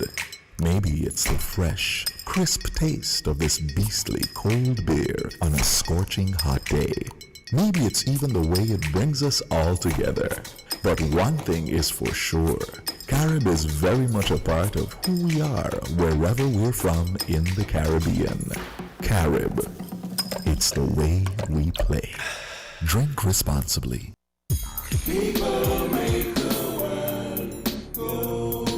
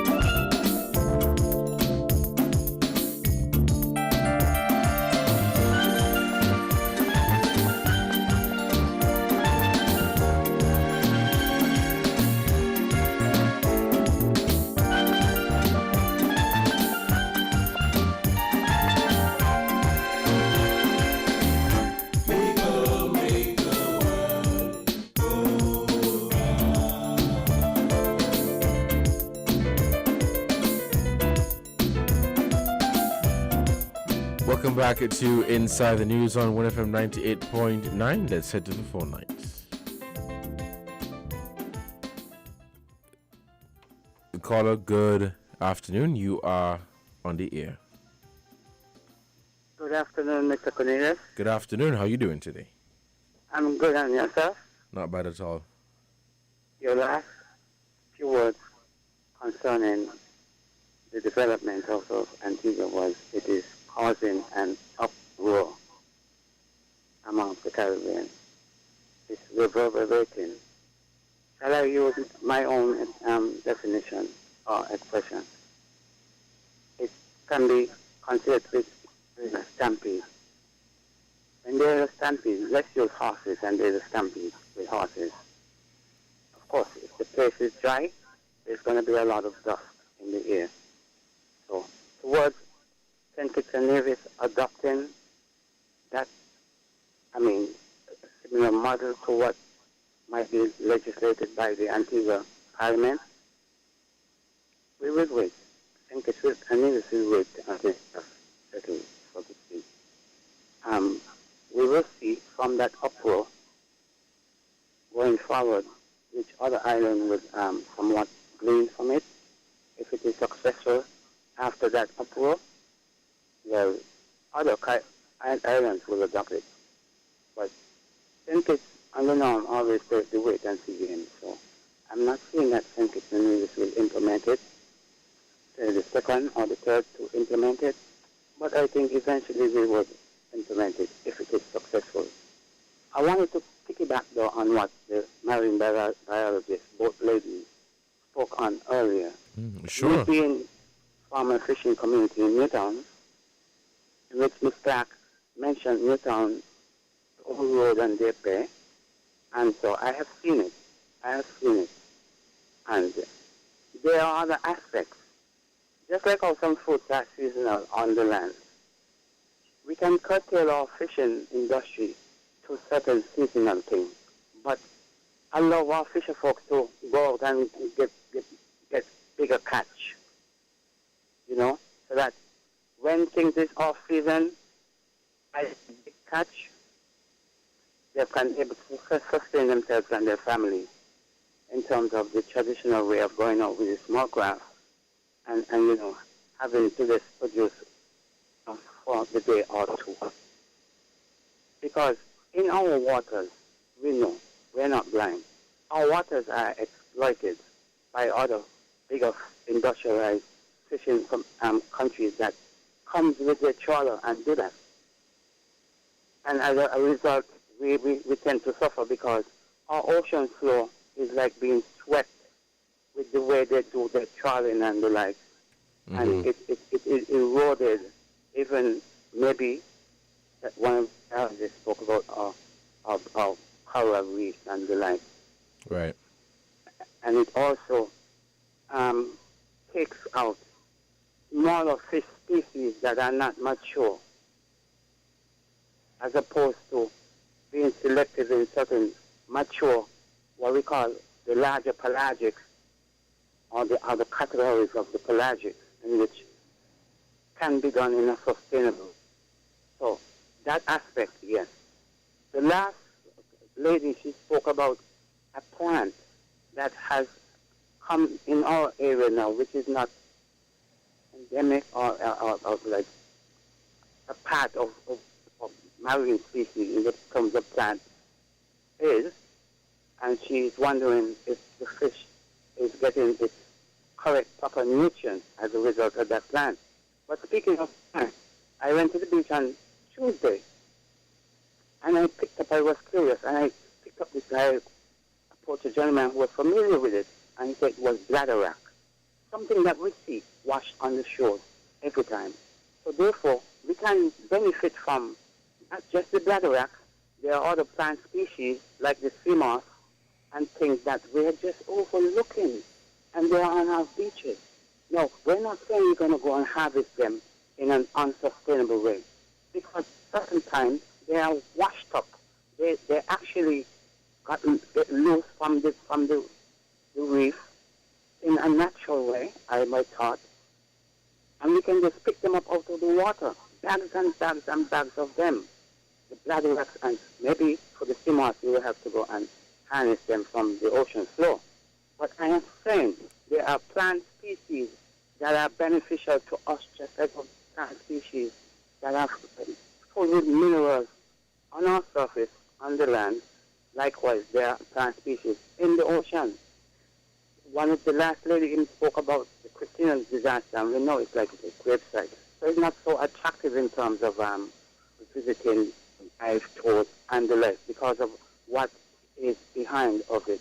But there were other sunken ships from, the battle between the British and the French that we could have developed as dive sites. There were also plans in order to create fish habitats to actually dump certain material in the ocean to bring about a habitat for fish. And so, different fish species would be the marine species would be developed at a time. It has to be done in a sustainable way because the poisoning, and she spoke about the poisoning that is in the land, the bone maybe, of that lionfish. To be honest, Mr. Cornelius, I got fish poisoning. Mm-hmm. And I always overlooked it because I grew up fishing town. We always hear of fish poisoning. But then we overlook this fish poisoning and fish poisoning and fish poisoning. I am not intent to take another fish to be having that experience again. I think that was my lesson. And so there are things to be have from what we call the blue waters, blue ocean, blue, whatever connotation you have towards what the ocean can provide for us on the land, and move away somewhat. Some people are ingrained in their fishing ways of doing things. But if we can, as government and responsible corporations and the like, can help our fisher folks to understand things can be done in a sustainable way, and to benefit the people and their families. And we, those of us who depend on whatever, like proteins from the fish. That's my take. Thanks for listening. Thank you, Carla, so much for your contribution towards this program and for piggybacking off of what was presented in the first hour, where we had the environmentalists and marine biologists speak on the resolution that was debated by Sniper. Thank you so much for that. The phone lines are still open, and we are still taking your calls. The numbers are 466-0989, 762-0989, and 662-0989. We want to get your take on the situation there in Antigua, where the government has basically made implemented mandatory measures as it relates to the COVID-19 vaccination. That is their vaccination policy. And so we want to get from you, the public, what are your thoughts on this? And do you think something like this should be instituted or implemented here in St. Kitts and Nevis? And if so, what implications would it have? And how do you think people would respond to that? As, of course, some would be in support of it. Others may not necessarily be in support of it. But it is something that we're left to see, and monitoring the situation, looking at the climate, and, really, understanding what people are looking for. It continues to be a hot topic.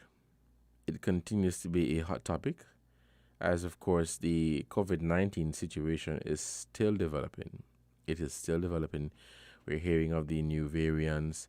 We're hearing of increased, yes, in some instances, vaccination rates have increased across the country, across the globe, across the region, and in other cases, it is a different situation.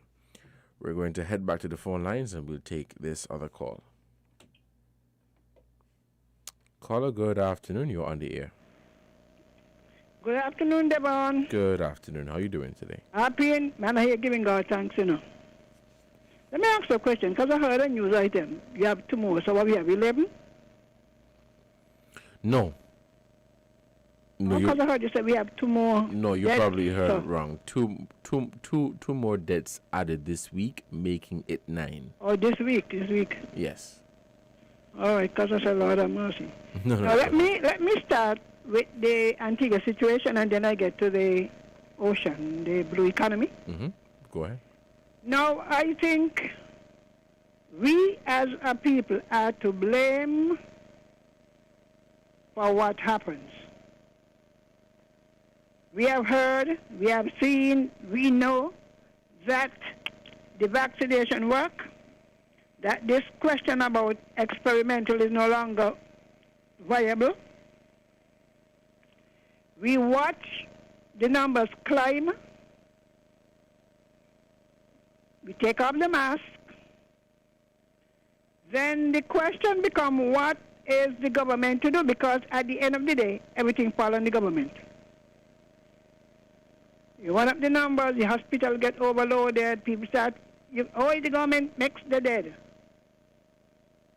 We sometimes create the situation where it has to happen. You would hear in countries where the rates have been moved up. We hear about Denmark and all of those countries. And if people do what they're supposed to do, it wouldn't happen. Because if people, for example, wear the mask, you wouldn't get this lot of spread. It is us. It is us who cause these things, So we might as well face the facts. Then people, for some of them, for no reason other than politics, take none. Or they listen to some people. I beg the Lord have mercy. I hear people talking about, I had the COVID, and I lie down in bed with this person and that person. I said, well, wait. They understand they're putting people's life at risk. And they understand the message that they are sending to other people. Everybody doesn't have the same system, the same immune system. So when we put out the idea out there that, oh, well, they're talking about people must isolate, and nobody is supposed to isolate and what they're doing to people. I've heard those statements there. And people boasting, So you oh, well, I think had it and so, and nothing happened to them. So are you concluding that somebody is going to do it, nothing happened to them? And, oh, what is isolation? People, look, we say we're educated, you understand? We must stop sending these lot of wrong messages. It is us. Because if they can't get you to keep on the mask, they can't get you to stay in your place if you're isolated or if you're in quarantine. What is the country to do? Not the government. What is the country to do, Devon? You have any idea? You know, I from examining the situation, you realize that it's just a matter of people adhering to the protocols, which is compliance, and there is only so much that can be done. I mean, when we're looking at Grenada, where there was a total disregard and flouting of the protocols, and now the system, the healthcare system, is really, really, really overwhelmed. And you remember when they had the thing, they were, but in all across Grenada, they were having this, what they call the black thing. People were celebrating. You hear me? Mm-hmm. Every town. This thing where they black up themselves. All across the country. I think I know what you mean, but I'm not remembering the name. You know? No, then oh well. And then we turn around, we very irresponsible. I listen to these irresponsible statements. And as people say, nobody then I'm gonna learn until they reach by the door. And the sad thing is, innocent people suffer. Innocent people. We were saying that, oh well, the vaccine them, and a lot of us say, oh, we're waiting for the Cuba one.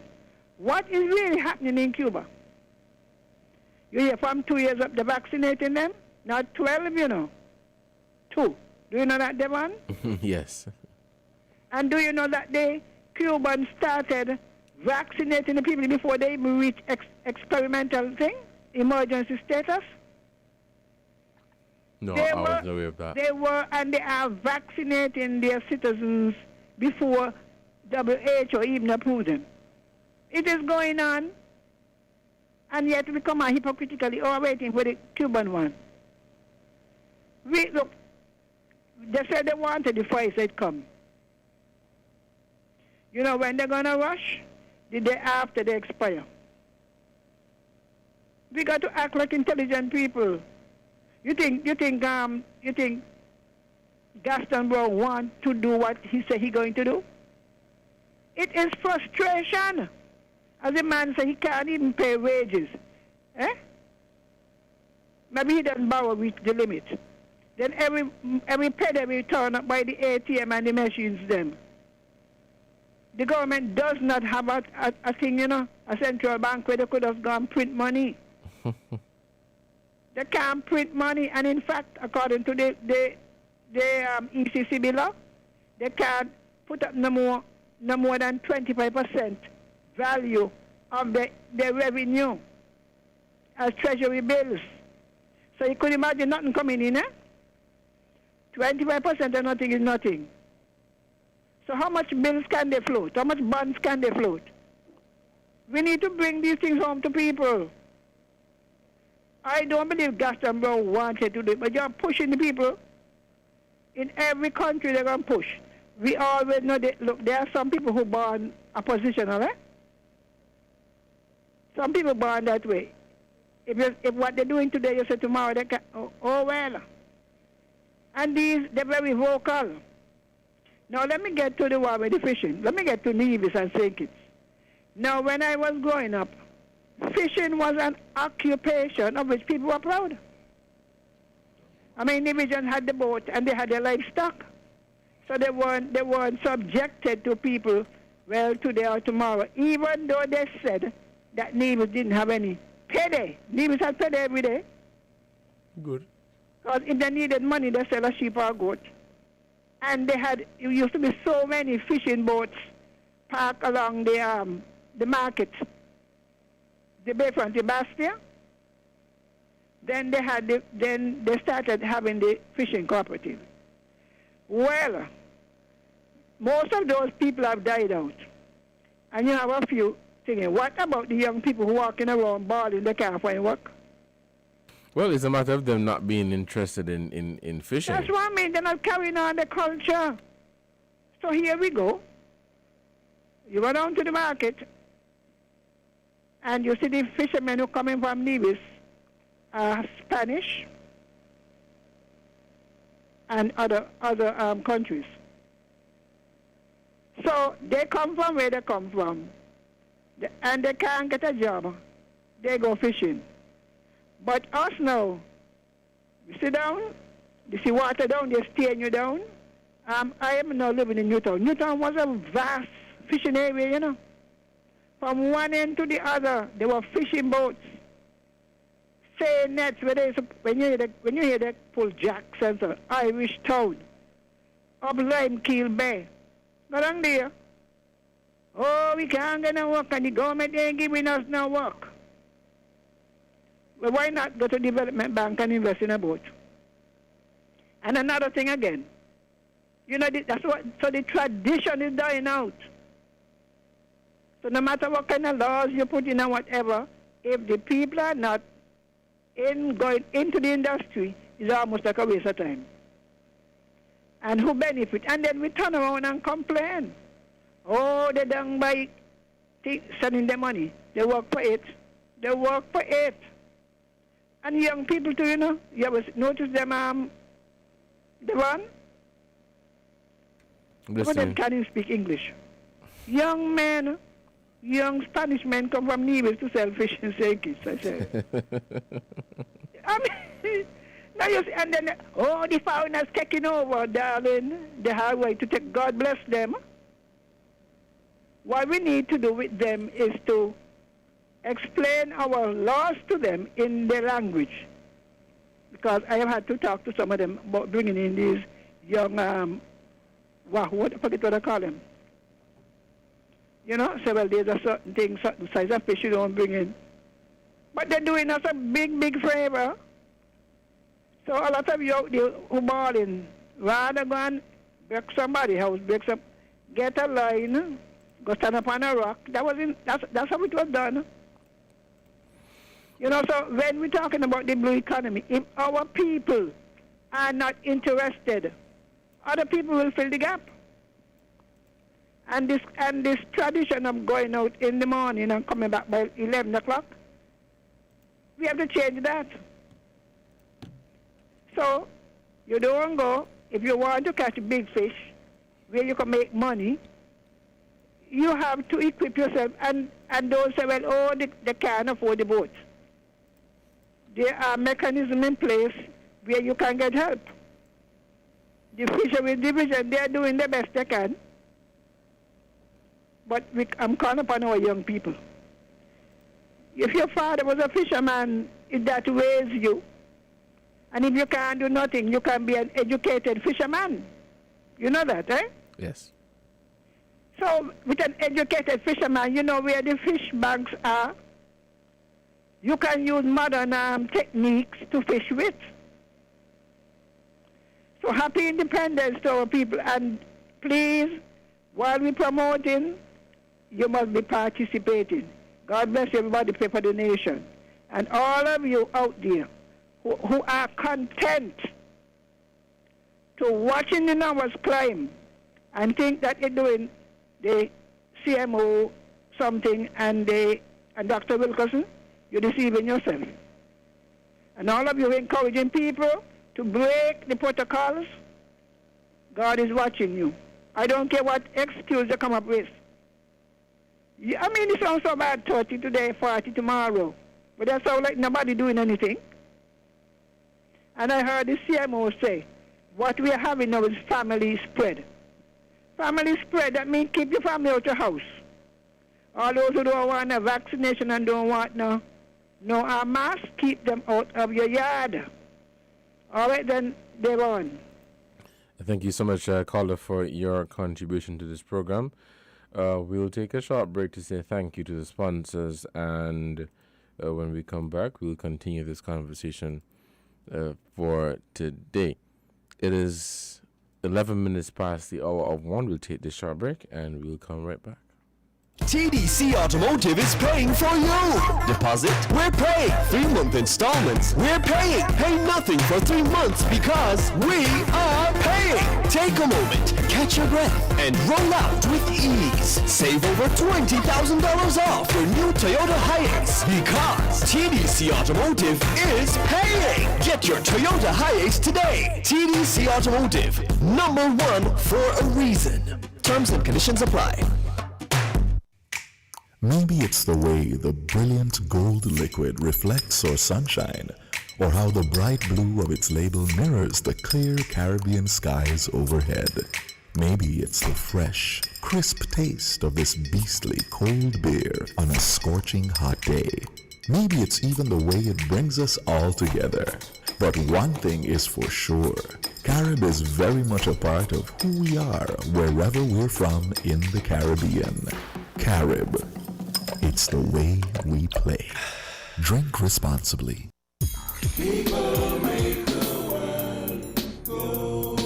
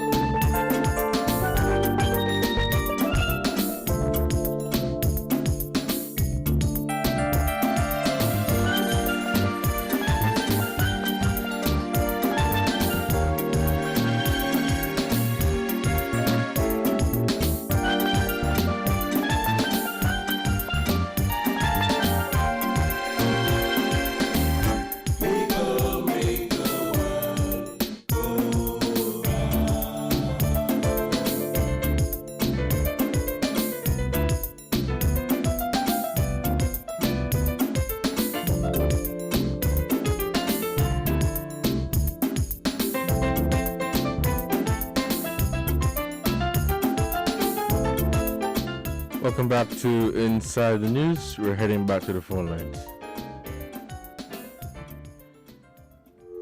Okay, we seem to have lost that caller. We're heading back to the phone lines. Caller, good afternoon. You are live on Inside the News. Mr. Cornelius, I just want to follow up on something that I overlooked from the last lady that called in about the marine aspect. She spoke about the leatherback turtles that would ingest plastic, mimicking the jellyfish that they normally feed on. I think that's where they feed. As a result, they will die from the plastic. Well, there are other turtles that come grace our shores. Besides the leatherback, there is the oxbill, the greenback turtle, and they say the rare loggerhead turtles. No, those turtles nest on different beaches. Some of our beaches are on the Atlantic side and some are on the Caribbean side. With us, human development, and with the development of, like hotels and condominiums close to our shores. And it is said, I'm not sure this is scientifically proven. It is said if a turtle was born here, make its way back to the coast, wheresoever it sojourns in the sea, whenever the time is the fullness of time for it to lay eggs, it will find itself back to that area, that beach or that particular island. Not quite sure. That's the old saying that I was brought up with. So, and our percentage in terms of the turtle is probably 20%. The lady Kimberly Stewart at Ross University, she has undertaken, this initiative to really help to bolster our numbers. You will find in St. Vincent, there are incubators where they allow these turtles to come to a mature, reasonable age before they are being released back into the wild. Because, they are bird habitats and, that's how nature is. Everyone is looking at meal. And as a result, a lot of the turtles are gobbled up before they reach into the water. And so, with the development, according to what will run off, the grey water, and other hazards from us, human beings, they are also affected by developments like hotels and condos close to our borders, our shores. And so those turtles will come their way back to the shore, and here is this development that prohibits them from laying their eggs on the land, on the sand. And then they will probably lay their eggs in the water, and those eggs, they go to waste. So how do we, as human beings, take these things into consideration to say, well, hey, what would be the negative effect of we affecting nature as is, as simple as this is with the turtles? How do we determine what would be the off balance and we're not allowing these turtles to come and do what they have been doing for thousands of years? What negative effect does it have on us? Because nature ought to be respected at all times. Because nature has a way of, in its cycle, come right round to really pay justice or with a karma to whosoever affects nature in a negative way. No joke about it. It will happen. And so those are some of the things we have to take into consideration in terms of our development, in terms of our loving nature with our marine species to come and do what it does all the time in order for us to benefit from a lot of things that we need to benefit from the blue economy. Thanks for listening. All right, thank you. Thank you, caller, for your contribution. We're still taking calls here on Inside the News. It is 20 minutes past the hour of 1, and we will be wrapping up at 1:30 today. The phone lines are still open. You can send us a message as well at 662-2204. You can also comment on the live stream and YouTube channel page at Win Media SKN. You can also check us out on our website at winmediaskn.com. The numbers are 466-0989-762 and 662. I'm your host for today, Devon Cornelius. Now, I'm not a marine biologist or a marine expert or an environmentalist,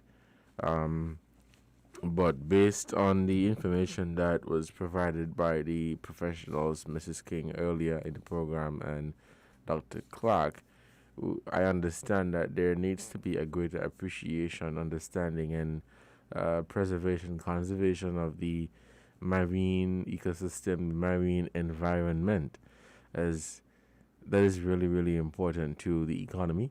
As you know, many people in St. Kitts and Nevis, that is how they make their little bread and butter, through fishing. And so if we don't do what we have to do to protect that resource, then we're going to see poverty levels rise.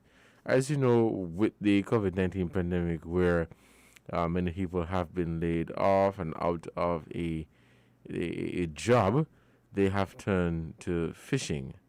And so they're now fishing and providing for their families, they're providing for other families. And that is how they are making their daily living. That is how they're providing for themselves and their family. So, caller, thank you so much for that contribution. I realize people are shying away from the topic of the mandatory COVID-19 vaccination policy that was implemented by the Antigua and Barbuda government. And, you could always understand why, as this is a very delicate situation.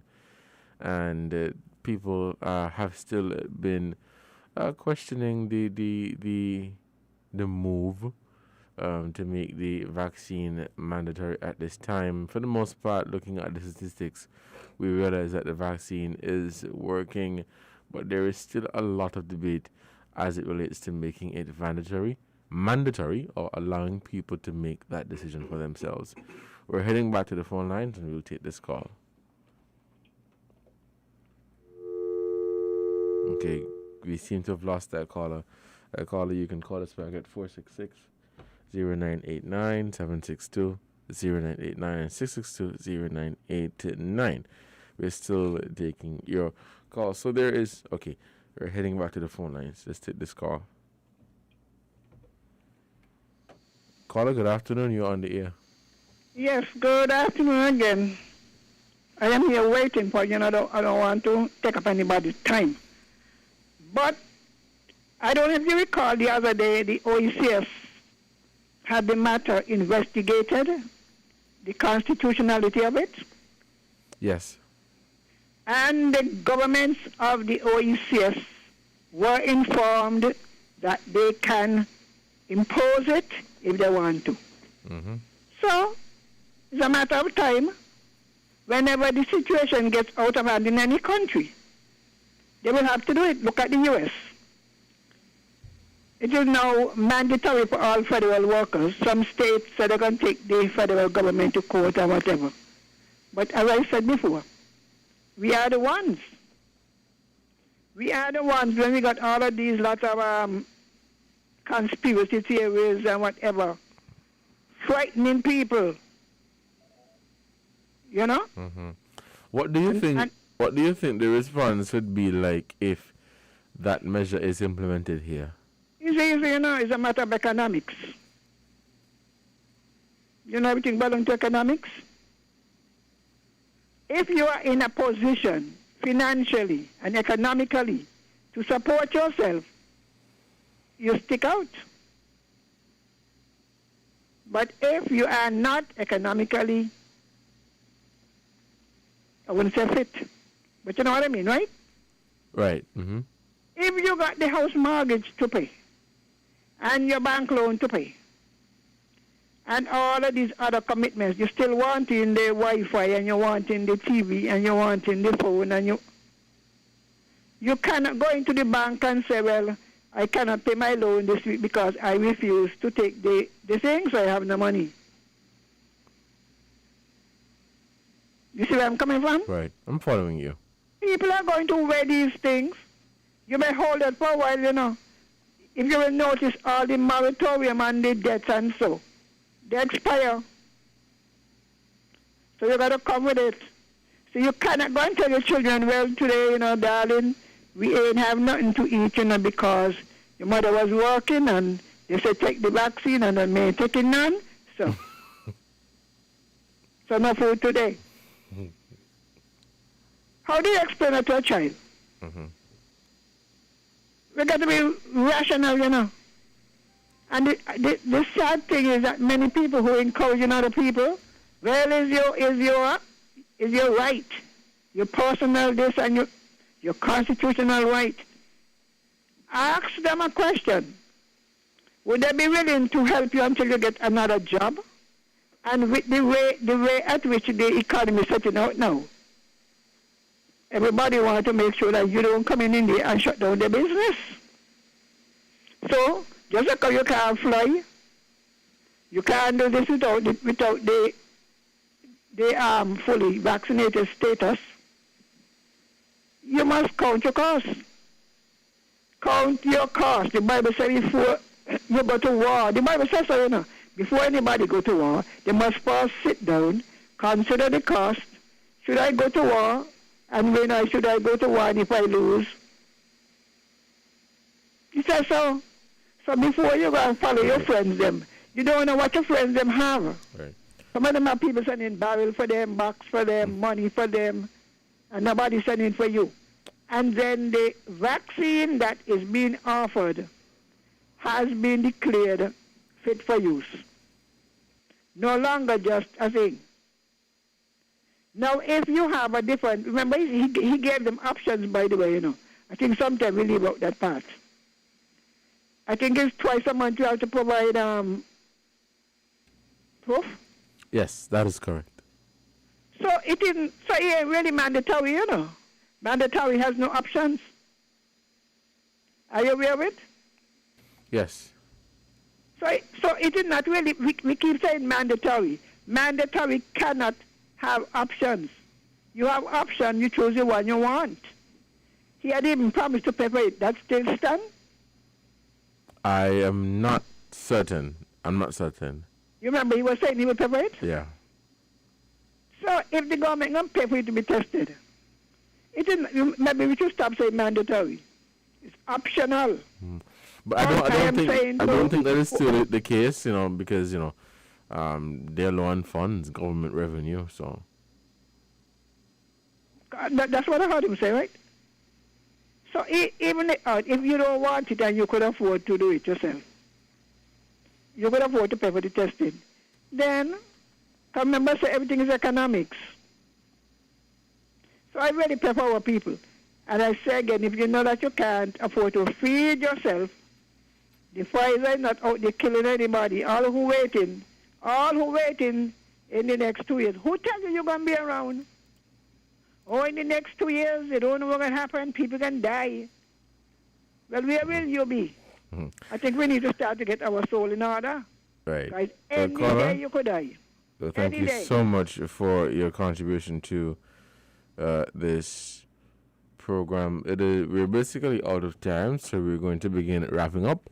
I thank you guys so much for tuning into this edition of Inside the News. It was a very good conversation this morning and, of course, this afternoon. Of course, we're coming back next week. And before I end, I just want to wish you, the people of St. Kitts and Nevis, a happy independence. We are celebrating 38 years of independence. On Thursday, we celebrated National Heroes Day. You know, we have 5 national heroes, one who is living, Sir Kennedy Simmons, and 13 people in St. Kitts and Nevis were honored as nation builders for their contribution in various fields such as education, healthcare, community development, business, and the list goes on. So enjoy this holiday weekend. Remember to don't drink and drive. Please wear a seatbelt. Also wear a face mask, wash your hands, and be sure to have hand sanitizer with you at all times. Stay safe and continue to do your part in keeping this country safe from the COVID-19. Remember, COVID is real, and you just have to do what you have to do to protect you and your family. The cases are still rising as we speak, and you don't want to be in a situation where you're caught in that mess. Stay safe and have a super Saturday. Happy Independence when it comes.